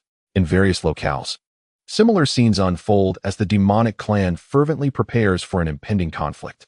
The atmosphere of the entire spiritual realm grows increasingly tense and oppressive, heralding the approach of a great battle. At the heart of the largest demonic stronghold stands an immense city of the human race, constructed around a towering tree that reaches toward the heavens. Several cultivators at the fusion level occupy a pavilion situated atop the tree's trunk, gazing down upon the vast, surging sea of demons in the distance. Their expressions are grave, filled with unease as they observe the ceaselessly roiling demonic tide, fully aware of the arduous struggle that lies ahead, yet uncertain of how to confront it. Their somber countenances seem to foreshadow the storm that is about to descend. Far from the heavenly source sacred city, a monk and a Taoist, each wielding a copper mirror and a round bowl, unleashed countless rays of resplendent light to indiscriminately slay a legion of serpent-headed, horse-bodied demons. The brilliance of the light is dazzling and formidable. Each beam striking a demon elicits a cacophony of anguished roars as they dissolve into wisps of azure smoke. Suddenly, a fierce and piercing shriek echoes from the horizon, reminiscent of a powerful demon in furious rage. A demonic wind surges forth with astonishing velocity, howling and bearing an overwhelming force, sending sand and stones flying in its wake. As if intent on sweeping everything away. Flee, the high-ranking demons are approaching. The Taoist exclaims urgently upon witnessing this scene. Fully aware of the formidable nature of the higher demons, and knowing that they cannot afford to confront them lightly. Without hesitation, he and the monk channel their spiritual energies, transforming into streaks of brilliant light that dart toward the direction of the Tianyuan Imperial City. In the blink of an eye, they vanish from sight, leaving behind only faint traces of luminescence to indicate their path. On a desolate plain of withered yellow, numerous armies clash fiercely, creating a scene of utter carnage. The air is filled with the thunderous cries of battle, as blood stains the earth in a chaotic and brutal spectacle. One side comprises tens of thousands of gray wolves, each towering several feet tall, their emerald eyes gleaming with the flicker of latent demonic power. With bared fangs, they charge toward their adversaries with ferocious intensity. Opposing them is a pride of over 10,000 pale blue demon lions, each larger than the great wolves, sporting short, dark horns several inches long. They unleash fireballs and ice spears as weapons of attack. The impact of these projectiles inflicts significant injuries upon the wolf pack, causing many to fall in defeat. Amidst the tumult of beasts, thousands of pure white giant eagles and a swarm of two-headed flying serpents engage in their own brutal skirmishes. The white eagles wield their steel talons, creating arcs of silver that crackle with the sound of thunder. As the electrical currents they unleash threaten to incinerate their foes in an instant. As the two-headed flying serpents unleashed their venomous spouts, droplets of toxic liquid erupted violently. The malevolence of their poison was such that even the slightest contact could inflict excruciating pain or even threaten one's life. They occasionally plummeted from the skies, but once they fell into the fray below, they were instantaneously reduced to nothing but bones, trampled into a puddle of flesh by the battling beasts. A scene so harrowing that it was difficult to behold. In the 1,000 miles behind the battlefield, the atmosphere was charged with tension and nuance. Where some shape-shifting demon clans and high-ranking magical entities stood in distant opposition, they remained silently entrenched in their respective camps, neither side showing any inclination to strike first. Instead, they observed the fierce conflict below with a discerning and vigilant gaze, as if awaiting the opportune moment, or perhaps merely restraining one another, creating an appearance of calm that belied the undercurrents of turmoil. On the vast expanse of the sea, the previously tranquil scene was shattered. A surging tide of impenetrable black mist advanced ominously towards a city perched on a colossal island, shrouding the sky and casting a foreboding shadow, reminiscent of a dense storm cloud. Within the depths of the black vapor, countless demonic silhouettes flickered, suggestive of an army hidden within, instilling a profound sense of impending doom upon the city. Suddenly, a roar emerged from the abyssal depths near the island, reminiscent of a dragoness cry. This earth-shattering sound reverberated throughout the sky, echoing as a warning from the deep sea, or perhaps a demonstration of a formidable presence, lingering in the air for an eternity.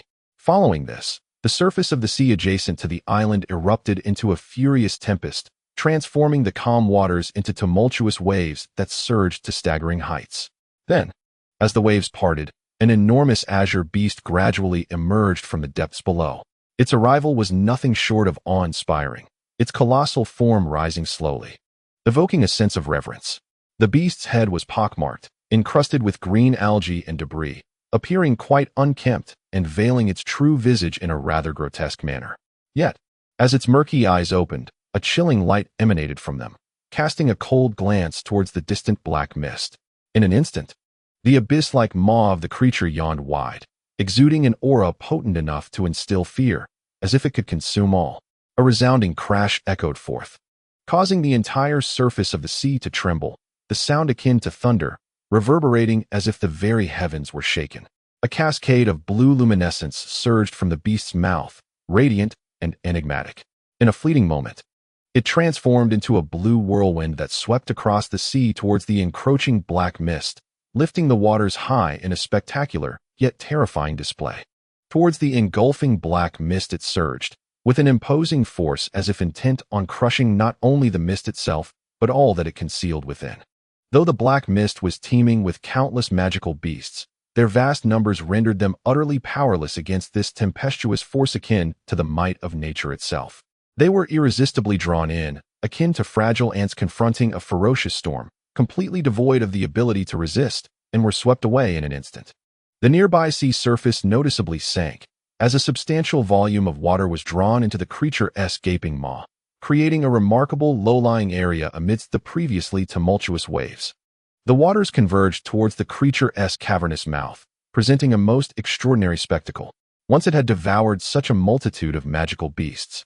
The colossal head closed its eyes and gradually descended back into the depths of the ocean. Its massive form slowly vanished beneath the surface, and as it sank, the turbulence of the sea began to subside, restoring tranquility in the blink of an eye. The surface of the water returned to a serene calm, as if the earlier tempestuous magical aura had never existed, returning everything to its former placidity. Were it not for the lingering wisps of magical energy and the slightly unusual marks upon the sea's surface, one might easily suspect that the breathtaking scene was merely an illusion. On a distant towering isle, a tall figure stood silently atop a high tower, casting a cold gaze upon the unfolding events. His eyes were deep and piercing, seemingly lost in contemplation or perhaps merely observing the sudden upheaval with detached interest. His stern visage bore no extraneous expression, leaving one to ponder the thoughts that occupied his mind. In the city of Tianyuan, Lingzi sat cross-legged in the highest chamber of the tower, his countenance focused, hands forming intricate gestures. Before him floated a golden gourd and a resplendent diagram of myriad swords. These artifacts radiated a soft, ethereal glow, imbued with an aura of mystery. With his eyes gently closed, Lingzi appeared to be enveloped in a unique state of enlightenment, oblivious to the outside world, as if engaging in profound communion and insight with the two treasures. Suddenly, his eyes snapped open, a brilliant light flashing within. Lingzi altered his hand gestures, lightly touching the golden gourd with a finger, the movement seemingly casual, yet imbued with a distinct elegance. Chapter 809. As the gourd trembled, a flash of spiritual brilliance erupted from its surface, revealing resplendent, five-colored runes. These runes shimmered with a kaleidoscope of hues, exuding an enigmatic power. They appeared dazzling and captivating, instantly drawing the eye. Following this, a low, resonant hum emanated, as if the gourd were responding in some manner. With the opening of the gourd, radiant light billowed forth, and 5 flying swords of varying colors, gold, yellow, blue, red, and green, emerged. Each sword measured merely inches in length, yet possessed an exquisite delicacy, shimmering with a crystalline brilliance that radiated dreamlike colors. It appeared shrouded in an air of mystery, as if each flying sword harbored boundless secrets, compelling one to delve deeper into its enigma. Lingzi executed a sword technique, and with a resonant chime, 5 flying swords shot forth into the sky. Their speed was astonishing, akin to meteors streaking across the firmament, swiftly ascending to great heights. Each sword conjured its own extraordinary manifestation, revealing its unique marvels. With a muted thud, the crimson sword erupted in a torrent of flames, transforming into a serpentine fire that danced erratically. This fiery serpent, ablaze with intense flames, opened its gaping maw and writhed as if endowed with its own consciousness, exuding searing heat that distorted the surrounding air. Meanwhile, the azure sword spiraled gracefully, releasing tendrils of cerulean mist that coalesced into swirling clouds in the nearby void, obscuring the sword's form. The mist thickened, gradually enveloping the vicinity, allowing glimpses of flickering blue lights that exuded an aura of unfathomable mystery. However, the most striking display came from the seemingly unremarkable yellow sword. With a tremor, it elongated to over 10 feet, its surface shimmering with radiant energy. It materialized layers of robust yellow substance, appearing as a colossal earthen sword from a distance. This stone blade exuded an aura of impenetrability, its very movement causing the surrounding void to resonate with a profound hum. signifying its remarkable power, as if it could effortlessly cleave through any obstacle in its path. As for the golden and cyan swords, apart from their dazzling brilliance, they exhibited no significant transformation. They shimmered in the air like two resplendent stars, their radiance sufficient to proclaim their extraordinary nature, despite lacking the peculiar variations seen in the others. The 5 flying swords danced and chased one another in the sky, their movements fluid and harmonious, weaving in and out of each other, spiraling and encircling in a display of remarkable agility. They resembled 5 spirited sprites frolicking in the air, akin to a perfectly synchronized team showcasing their abilities. Hmph regarded these 5 swords with an unusually cool demeanor, not betraying any excessive delight at their wondrous display. He observed silently, and after a brief moment of orchestrating their flight, he swiftly retracted the sword technique, executing the motion with precision and decisiveness. The 5 swords emitted a resonant cry, instantly reverting to their original forms. The vibrant, ever-changing appearances vanished in an instant, returning to their diminutive size of mere inches before being whisked away into a golden gourd with a whoosh. The entire process flowed seamlessly, as though it were a natural occurrence. At this moment, Hmph's gaze shifted to the adjacent scroll depicting myriad swords, and his expression grew markedly solemn. His brow furrowed slightly, revealing a glimmer of seriousness and caution in his eyes. Evidently, the myriad swords depicted in the diagram were not easily controllable for him. The power it contained instilled a profound sense of caution within him. Yet, in the next moment, he abruptly raised his hand and unleashed a series of incantations. Each incantation, infused with Hmph's spiritual energy, vanished into the diagram in an instant, as if devoured by the myriad swords. The previously motionless sword diagram erupted with piercing shrieks, the sound sharp and grating, reminiscent of the diagram expressing its unwilling rage. Subsequently, a radiant golden light emanated from its surface, and the countless small swords inscribed upon it began to twist and sway. Initially, a few swords moved, then dozens, followed by hundreds and eventually thousands, their transformation accelerating in speed and number, leaving onlookers dazzled. In the blink of an eye, the small swords on the diagram appeared to come to life, each imbued with a vibrant essence.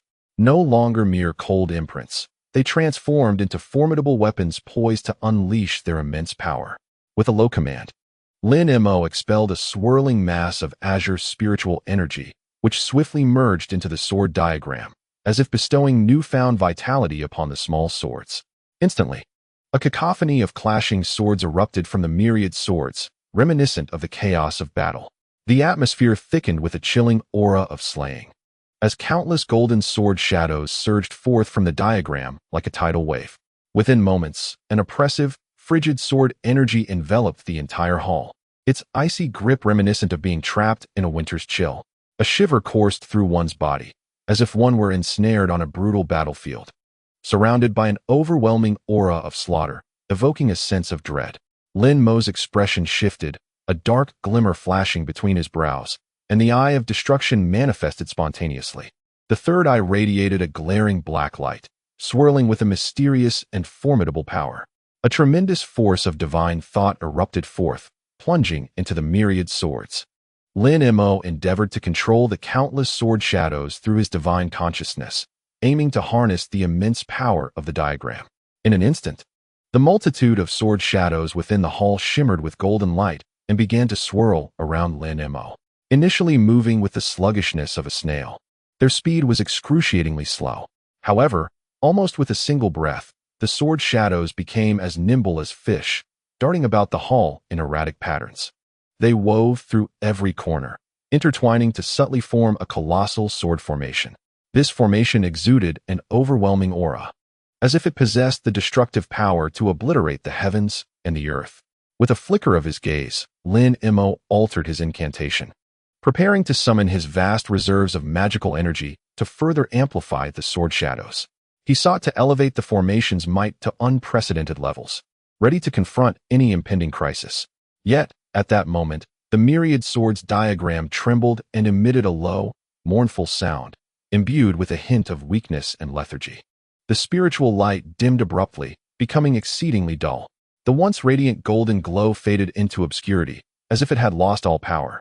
Once vibrant with the golden flashes of swords, the hall fell into a haunting stillness, the once menacing atmosphere dissolving into obscurity. In an instant, the brilliance dissipated, leaving Lin Mo standing there, a visage of resignation and gravity.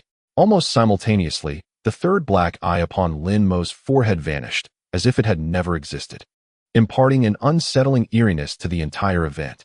His expression shifted slightly as he gazed at the myriad swords depicted in the scroll, his brow furrowing in contemplation. It became evident that mastering this intricate illustration would prove to be a formidable challenge. Each attempt was beset by various complications, suggesting that unlocking its true potential would demand considerable investment of time and effort. The golden gourd, procured from the forbidden realm of the Guanghan domain, was an artifact likely crafted by celestial hands, thus deserving of his utmost respect. He diligently immersed himself in its study, acutely aware that it concealed profound secrets of alchemical mastery and formidable power. Fortunately, having already mastered the Golden Seal script and the Silver Frog script, he was able to glean some understanding from this artifact, despite its crafting techniques being vastly different from those of the human and spirit realms. Although the flying swords within the gourd were yet to be fully refined, his comprehension of these two enigmatic scripts allowed him to gradually unravel the gourd's mysteries. After applying his insights and utilizing some rare materials of the 5 elemental attributes, he ultimately managed to complete the refinement of this treasure, a process fraught with challenges but ultimately successful. Surprisingly, the originally singular golden flying swords transformed into a set of 5 elemental swords, an unexpected delight that diversified the gourd's capabilities and amplified its potency. While this treasure could not match the original master's aspirations in terms of power, it was nevertheless a viable tool for combat, rivaling many lesser spiritual artifacts. In critical moments, it could indeed prove invaluable.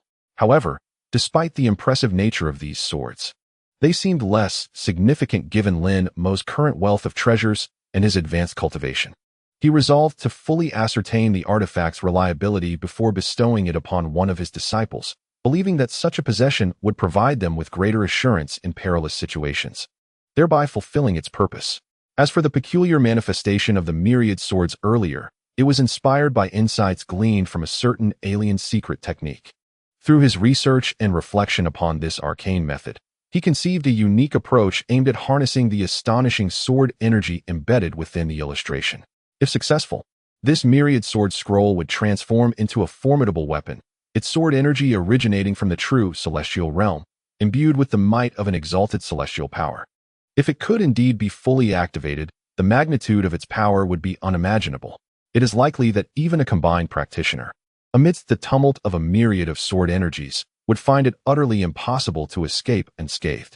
Its might is sufficient to instill fear in any adversary. Unfortunately, the method of its refinement is exceedingly time-consuming, and he had previously devoted all his time to enhancing his magical prowess. Consequently, the time invested in refining this myriad sword diagram is relatively limited. Thus, the diagram has only been partially refined, and there remains a considerable journey ahead before it can unleash its full potential. Furthermore, since the sword energies within the diagram are formless, once they are entirely depleted, the myriad sword diagram would be irrevocably destroyed. This compels Lin Mo to exercise greater caution in its usage. Additionally, he has yet to fully comprehend the sword thought technique contained within the diagram. Therefore, even upon completion of its refinement, he would refrain from employing it unless absolutely necessary. After all, misuse leading to the destruction of the sword thought technique would be an irreparable loss for Lin Mo, prompting him to maintain a vigilant and prudent approach towards the myriad sword diagram. Now, after yet another failed attempt to manipulate the myriad sword diagram, Lin Mo contemplated whether to try once more. Suddenly, a flicker of realization crossed his face, and he swiftly reached behind him with one hand, as if sensing an urgent situation. With a whoosh, a ball of fire shot forth from the entrance, landing in the palm of his hand in an instant. The fiery orb surged with intensity, arriving at Lin Mo's hand in the blink of an eye. As his fingers closed around it, the flame erupted, simultaneously emitting the hurried voice of young Master Hai. The urgency in his tone was palpable, as if he bore news of an urgent matter. Master, just now the elders dispatched someone to summon you to the observation platform. It seems the demon clan has begun to encircle the city, and there are indications of high-ranking demons appearing. Young Master Hai's voice betrayed a hint of tension, as the emergence of high-ranking demons is no trivial matter. It signifies that a great battle is imminent, one that may prove extraordinarily arduous. High-ranking demons, very well. Let us witness this for ourselves. Lin was taken aback by the news, momentarily displaying a contemplative expression, pondering the appearance of high-ranking demons at this juncture. Soon after, a fierce glint flashed across his face, as if ignited by the impending conflict. With a swift motion of his sleeve, he stowed away the golden gourd and the myriad sword diagram with remarkable efficiency. In an instant, the two treasures were secured, and a radiant golden light enveloped him, transforming into a golden streak that shot forth. This golden streak surged with incredible speed, akin to lightning cleaving through the sky, racing towards the observation platform. Without a moment's pause, the golden streak emerged from the tower, darting towards the outskirts of Tianyuan City. Its velocity was so astonishing that it left one in a daze, vanishing from sight in an instant. With Linmo's current evasion speed, he would cover 1,000 miles in the blink of an eye, and within a short while, the towering city walls would come into view. He raced toward the city walls with the swiftness of lightning, preparing to confront the impending crisis. At that moment, the sky beyond the walls was engulfed in a swirling mass of demonic energy, saturating the heavens with an inky blackness. Not a single ray of sunlight pierced through, as if an immense power had obscured the once brilliant sun. The entire realm had succumbed to a dim and oppressive gloom, exuding an aura of foreboding danger. From beneath the malevolent haze, the haunting sound of war drums resonated, echoing in the distance. The drums beat with a deep, rhythmic cadence, as though rallying the demonic forces for their assault. Each resounding thump struck at the heart, instilling an inexplicable tension within those who heard it. Meanwhile, from the side of Tianyuan City, the clarion call of horns surged and fell in a spirited crescendo. From the towering spires emerged battalions of warriors and practitioners clad in vibrant armor, hastening toward their designated posts upon hearing the summons. Their expressions were grave, devoid of fear, replaced instead with unwavering resolve, prepared to fight valiantly to defend Tianyuan City.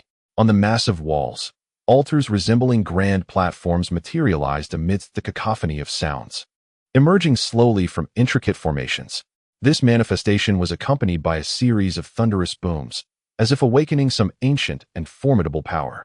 Upon these platforms stood colossal discs and towering cones, encircled by several robed practitioners who stood with arms crossed, as if guarding these enigmatic artifacts, or perhaps waiting for the opportune moment to unleash their formidable might against the encroaching foes. In addition, the already immense luminescent barrier enveloping the skies of Tianyuan City now radiated with a multitude of vibrant hues. Unexpectedly, a small city-like palace of pure white jade appeared, emanating a gentle glow that shone brilliantly in the dimness of the world, reminiscent of a beacon of hope. Lin narrowed his eyes, gazing thoughtfully at the jade palace high above. After a moment's contemplation, he transformed into a streak of light, soaring directly toward the palace.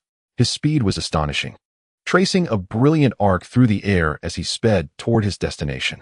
Before he could truly approach the palace, the inhabitants above sensed Linmo's luminous presence. Immediately, a dozen azure-armored warriors, led by a golden-armored celestial guard, soared forth from above. Their movements were synchronized and imposing, and upon their emergence, they cautiously approached Linmo, their expressions revealing a cautious demeanor, as if they dared not underestimate someone of his stature. "May I inquire if you are Hmph?" asked the golden-armored guard respectfully, having scanned Linmo with a discerning gaze before halting in midair and bowing deeply. His tone was imbued with politeness and a hint of reverence. Clearly aware of Linmo's extraordinary nature and unwilling to exhibit any semblance of negligence. "Indeed, I am Linmo. Please, lead the way," he responded. As Linmo retracted his light, his figure gradually became visible. With a serene expression, he spoke calmly. Standing tall, he exuded an air of composure and steadiness. In the face of the grand reception, he displayed neither surprise nor awkwardness, appearing unfazed. "Please, esteemed senior." A golden-armored guard stepped aside, gesturing respectfully. His demeanor was notably humble, reflecting profound respect for Linmo. The other guards also maintained a respectful posture, standing with their hands clasped behind their backs. Each one stood upright, gazing straight ahead like well-trained sentinels, patiently awaiting Linmo's advance, creating an atmosphere of solemnity. Linmo, unreservedly accepting their hospitality, soared towards a lofty platform of the palace amidst the entourage.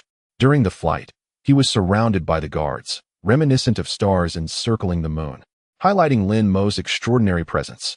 Soon, the group arrived at the grand platform, where Master Jin Yu and several elders from Tianyuan City, with whom Lin Mo had previously crossed paths, were gazing intently towards the direction of the demon clan beyond the city. Standing there, their expressions were focused, their eyes fixed on the movements outside the city. Each bore a trace of gravity, clearly concerned about the situation with the demon clan beyond the walls. However, upon seeing Lin Mo approach, smiles illuminated their faces as they greeted him with warmth, their expressions reflecting relief at his arrival, as though his presence bolstered their confidence. "Dao friend Lin, you have finally arrived. This time, the demon clan comes with great ferocity, markedly different from the last calamity. It seems the rumors were indeed true." Master Jin Yu, being the most familiar with Lin Mo, expressed his concerns after a solemn chant. With hands clasped together, his eyes were filled with worry, and his tone carried a weight that underscored the seriousness of the impending demon incursion. "Is it true that many high-ranking demons have appeared?" Lin Mo inquired, his heart tightening. Though his face remained impassive, his brows furrowed slightly but quickly returned to tranquility, although a hint of vigilance flickered in his gaze. He pondered the specifics of the demon invasion, speculating whether truly troublesome circumstances had arisen. "You will know the situation at a glance, dear friend." Master Jin Yu gestured towards the distance. He pointed far away, indicating that Lin Mo should observe the scene beyond the city. His gesture seemed to convey a sense of helplessness, coupled with an urge for Lin Mo to confirm the situation firsthand, for seeing is believing. Only by witnessing it with his own eyes could Lin Mo fully grasp the severity of the impending demon assault. Lin Mo's brow twitched slightly, and without uttering a word, he followed suit, directing his gaze toward the indicated direction. From such a height, the once obscure view beyond the city walls came into sharp focus. What lay before him was a sight that sent chills down the spine. He beheld, stretching for miles beyond the city walls, an array of menacing demonic beasts. The myriad of beasts, each with its own distinct form, exhaled mist that enveloped the surroundings, emanating a chilling aura. Some growled incessantly, their roars creating a cacophony that seemed to echo, as if challenging the city of Tianyuan. The sheer quantity of these creatures, densely packed together, sent a shiver down one's spine, instilling an overwhelming sense of pressure merely by observation. At the very center of this throng of beasts, 5 colossal creatures loomed like mountains, half-crouched on the ground, casting foreboding glances towards Tianyuan. Prominently among them was a crimson giant ape, its fur reminiscent of flames, radiating an intense heat, with eyes resembling bronze bells, exuding ferocity. Flanking this formidable figure were 2 enormous ivory-colored snails, their shells adorned with mysterious patterns, moving languidly as if imbued with enigmatic power. In addition, there was a black avian, its wings sharp as steel blades, unfurling like 2 massive ebony daggers, glinting with a cold light. Lastly, a 3-headed purple python writhed, its heads twisting and flicking their tongues, presenting a fearsome visage. Other beasts kept their distance from these 5 titanic creatures, seemingly overwhelmed by their formidable presence, unwilling to approach, as if these 5 were imbued with supreme authority. However, in comparison to these colossal beasts, Lin Mo's attention was drawn to the figures floating above them, each adorned in diverse attire. From a distance, they appeared indistinguishable from humans. Yet they were shrouded in a palpable aura of demonic energy, which coiled around them like a dark fog. There appeared to be thousands of them, each exhibiting the semblance of cultivated beings at the stage of God transformation. Such a vast assembly of demonic entities constituted a formidable force, undoubtedly posing a significant threat to Tianyuan. Who are these individuals? Lin Mo's gaze flickered, a vague recollection surfacing, yet tinged with uncertainty. He pondered quietly, feeling an uncanny familiarity with these demonic figures, though he could not pinpoint their origins. His brow furrowed slightly, his eyes betraying his confusion. If my companions and I are not mistaken, these individuals are likely former human cultivators who ascended from various realms below to the true demon realm, remarked the elder in white robes with a sigh. A hint of sorrow graced his features, as he lamented the fate of these once human beings who had now succumbed to become demonic entities. He understood well that they now stood opposed to humanity, emerging as a grave threat. In previous incursions by the demon race, these demonic figures had never manifested directly on the battlefield against their kin. It seems this demonic calamity is indeed extraordinary. Could it be that the demon race is resolute in their invasion, even enlisting their ranks? The silver-masked Silverlight Fairy, her expression grave, spoke slowly, her voice cool and imbued with concern regarding the unusual nature of this demonic tribulation. Gazing upon the demonic beings, a growing unease settled within me, for it seemed evident that this incursion by the demon clan heralded ominous intentions and a dire situation. Indeed, these entities posed a significant threat. However, my greater concern lay in uncovering the whereabouts of the high-ranking demons responsible for the defense of Tianyuan City. Lin-Mo observed the demons for a considerable time before suddenly furrowing his brow and inquiring. He understood that although these demons were numerous and formidable, it was ultimately the high-ranking demons who wielded the power to dictate the course of battle. Thus his focus shifted to their movements. The high-ranking demons had concealed themselves within the dense demonic energy. Moments ago, some had revealed their presence, but now they had retreated once more. It appeared they intended to conserve their strength amidst the demonic aura before launching an assault on the city, replied Master Jinyu, glancing towards the pervasive miasma of demonic energy. He seemed to wish to pierce through the haze to ascertain the specifics of the high-ranking demons within, but the density of the miasma rendered any such clarity impossible. Did the master catch sight of any Saint Ancestor-level demons? Lin-Mo inquired with a furrowed brow.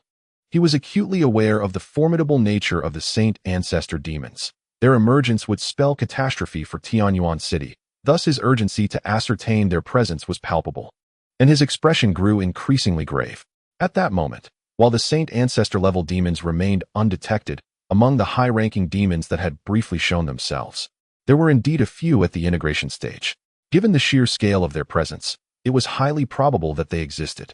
However, the demon realm had only just begun to encroach upon the spirit realm, and the barrier between dimensions still held significant strength. The true form of the Saint Ancestor demons had yet to breach this boundary. Even if they did manifest, it would likely be merely an avatar. Master Jinyu concluded after a moment's hesitation. Though his words were somewhat meant to reassure, he himself could not fully grasp the situation as certainty. For the complexities and unpredictable nature of the demon clan left room for unforeseen developments.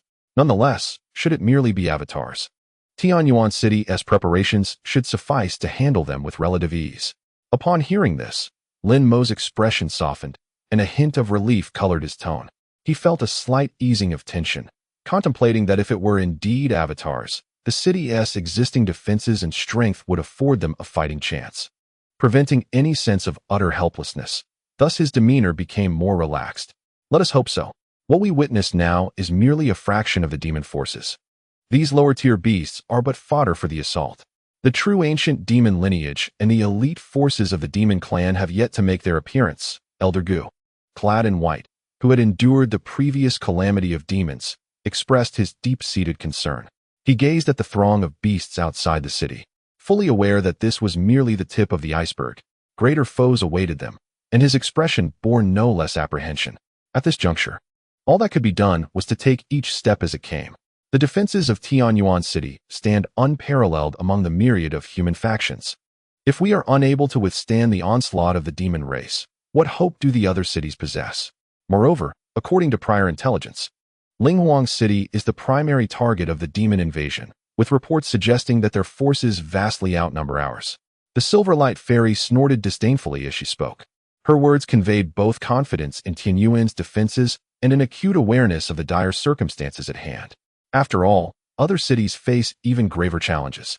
And we are all ensnared in the crisis of this demonic incursion, left with no choice but to respond with all our might.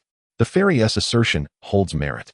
Despite the ferocity of this demon onslaught, as long as we unite and collaborate, we possess considerable assurance in overcoming this trial. To speak of other matters, the array of protective formations and fortifications we have established on the periphery is more than sufficient to obliterate a substantial portion of the demon beasts. At this moment, Master Jinyu broke into a smile. He sought to uplift the spirits of those gathered with such optimistic words, encouraging everyone not to succumb to despair. For he believed that with the defenses of Tianyuan City, we could indeed withstand this wave of demonic aggression. Indeed, Tianyuan City has always been capable of repelling the assaults of foreign coalitions, and after nearly a millennium of our meticulous preparations, I firmly believe we can thwart the demon's advances. The previously silent figure in the black robe finally spoke, his voice cold yet imbued with a sense of confidence in Tianyuan's defenses. His tone was deep and resonant, exuding determination. Although his expression remained stern, his words reflected a recognition of the formidable strength of Tianyuan City's fortifications.